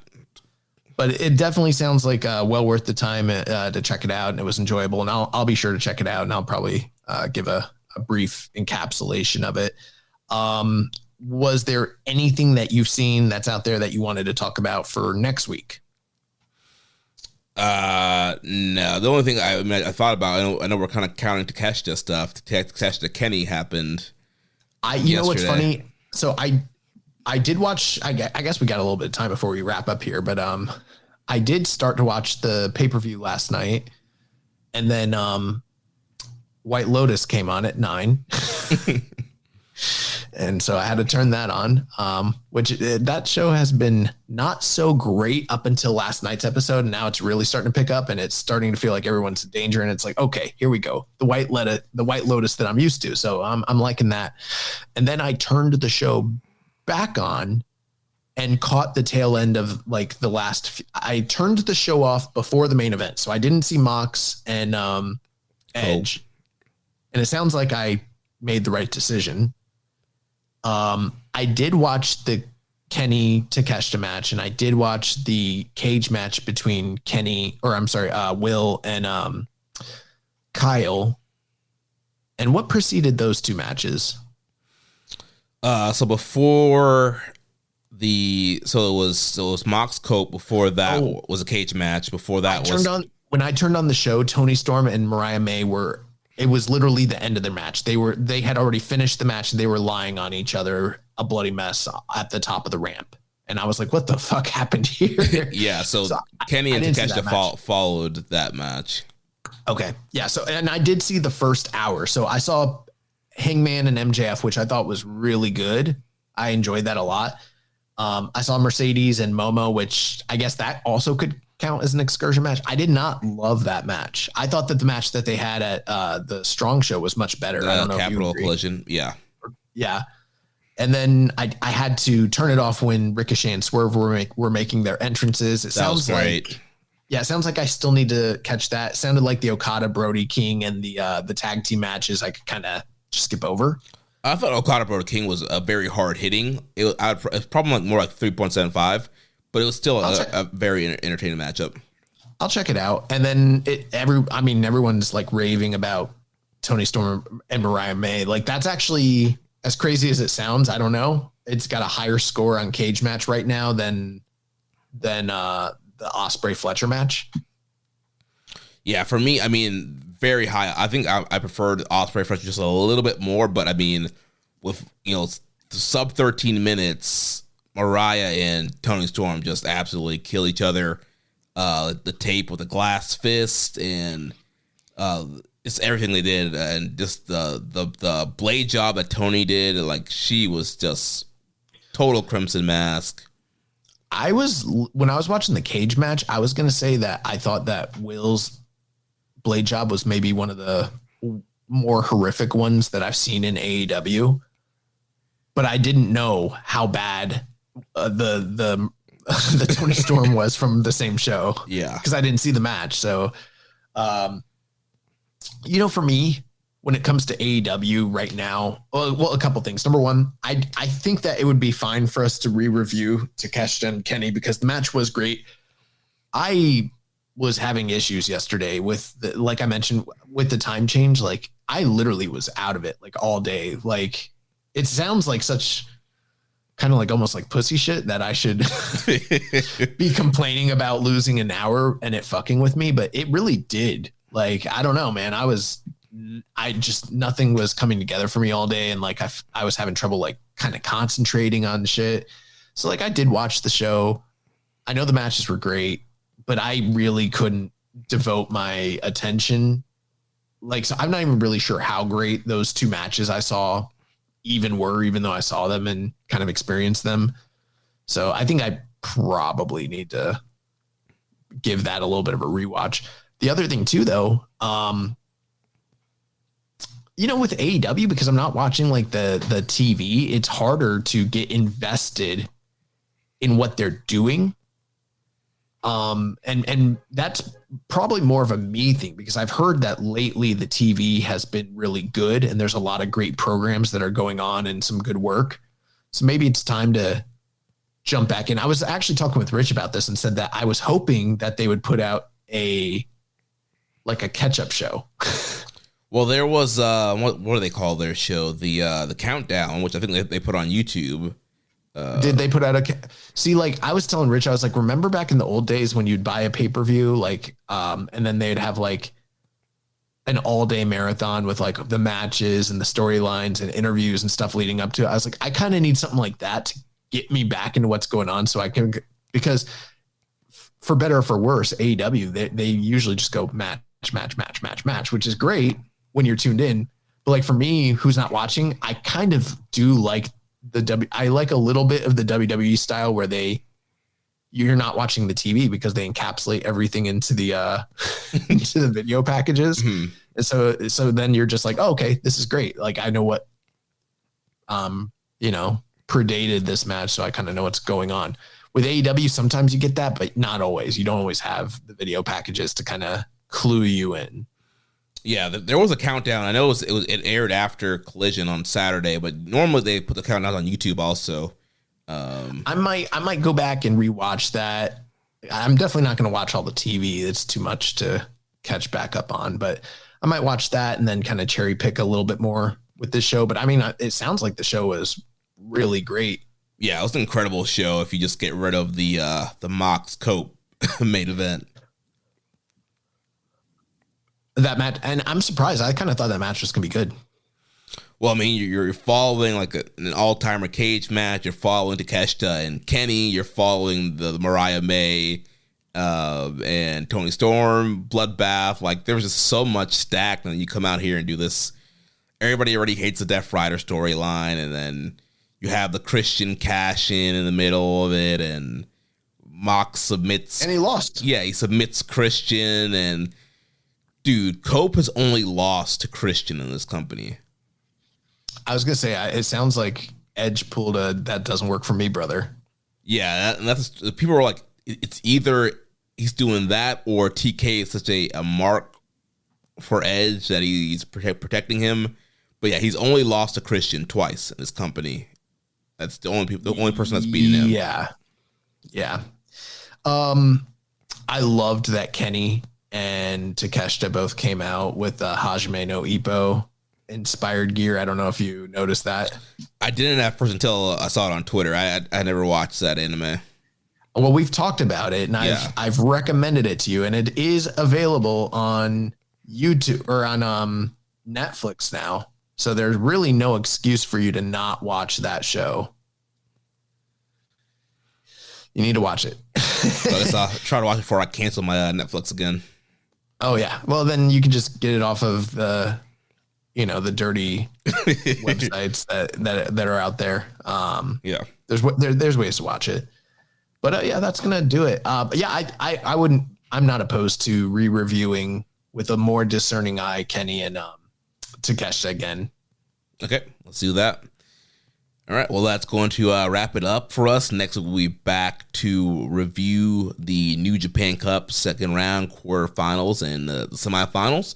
Remember, if you want to watch our show live or listen without ads, sign up at patreon.com/KI Strong Style. You can make a donation by visiting socialbooks.com/donate and click on the donate button under the Keeping It Strong Style logo. Make sure to connect with us on social media on X and Blue Sky. Follow us at KI Strong Style, at Social Suplex, and at Jeremy L. Donovan. Oh, shit. Okay, hold on. Before we wrap up. So we didn't talk about this today, but there was a produce show that took place. Oh yeah, the Crazy Fest or whatever. Yeah, so there was a Crazy Fest. It's the Barb Sasaki Produce Crazy Fest. And I did see some of the stuff that was for that show. Most of it doesn't, it's not really too relevant to what's going on in New Japan, but it does look like Hiromu did a tag match against the Brahmin brothers. Looks like Tomoaki Hanma did a scrambled bunkhouse death match through a tag team match. And then we might want to review this match. If not this week, maybe the next week. But the main event was Jun Kasai, El Desperado, and Masashi Takeda in a fluorescent light and glass board extreme three-way death match. And it is only 17 votes, but it's sitting at a 9.78. All right, you want to do that along with Takeshita and Kenny? Oh, I don't know, bro. We got 6 shows to review next week. Okay, all right. We'll do Kenny Takeshita, and then we'll do that the following week.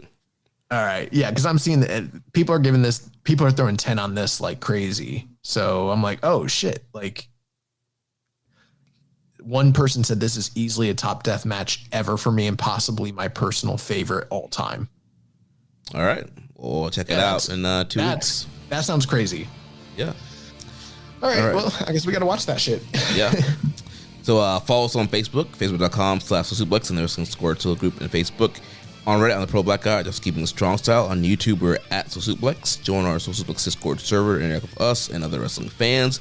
And you can email me, Jeremy, at socialsuplex.com. Check out all the other shows that we have here on the Social Suplex Podcast Network. One is radio hosted by Rich Latta and James Boyd. All Things Elite hosted by Floyd and Austin. Imp's WW Adventure with the implicated Matthew Mayer. Wrestling Art with Chris Slings, Tall Talk with Ali and Leah, and the Trish and Sarah Wrestling Podcast. Don't forget to subscribe and leave a rating and review, and we'll catch you next week on Keeping It Strong Style, the ace of podcasts. Ichiban. Thank you for listening to Keepin' It Strong Style. We'll see you next time.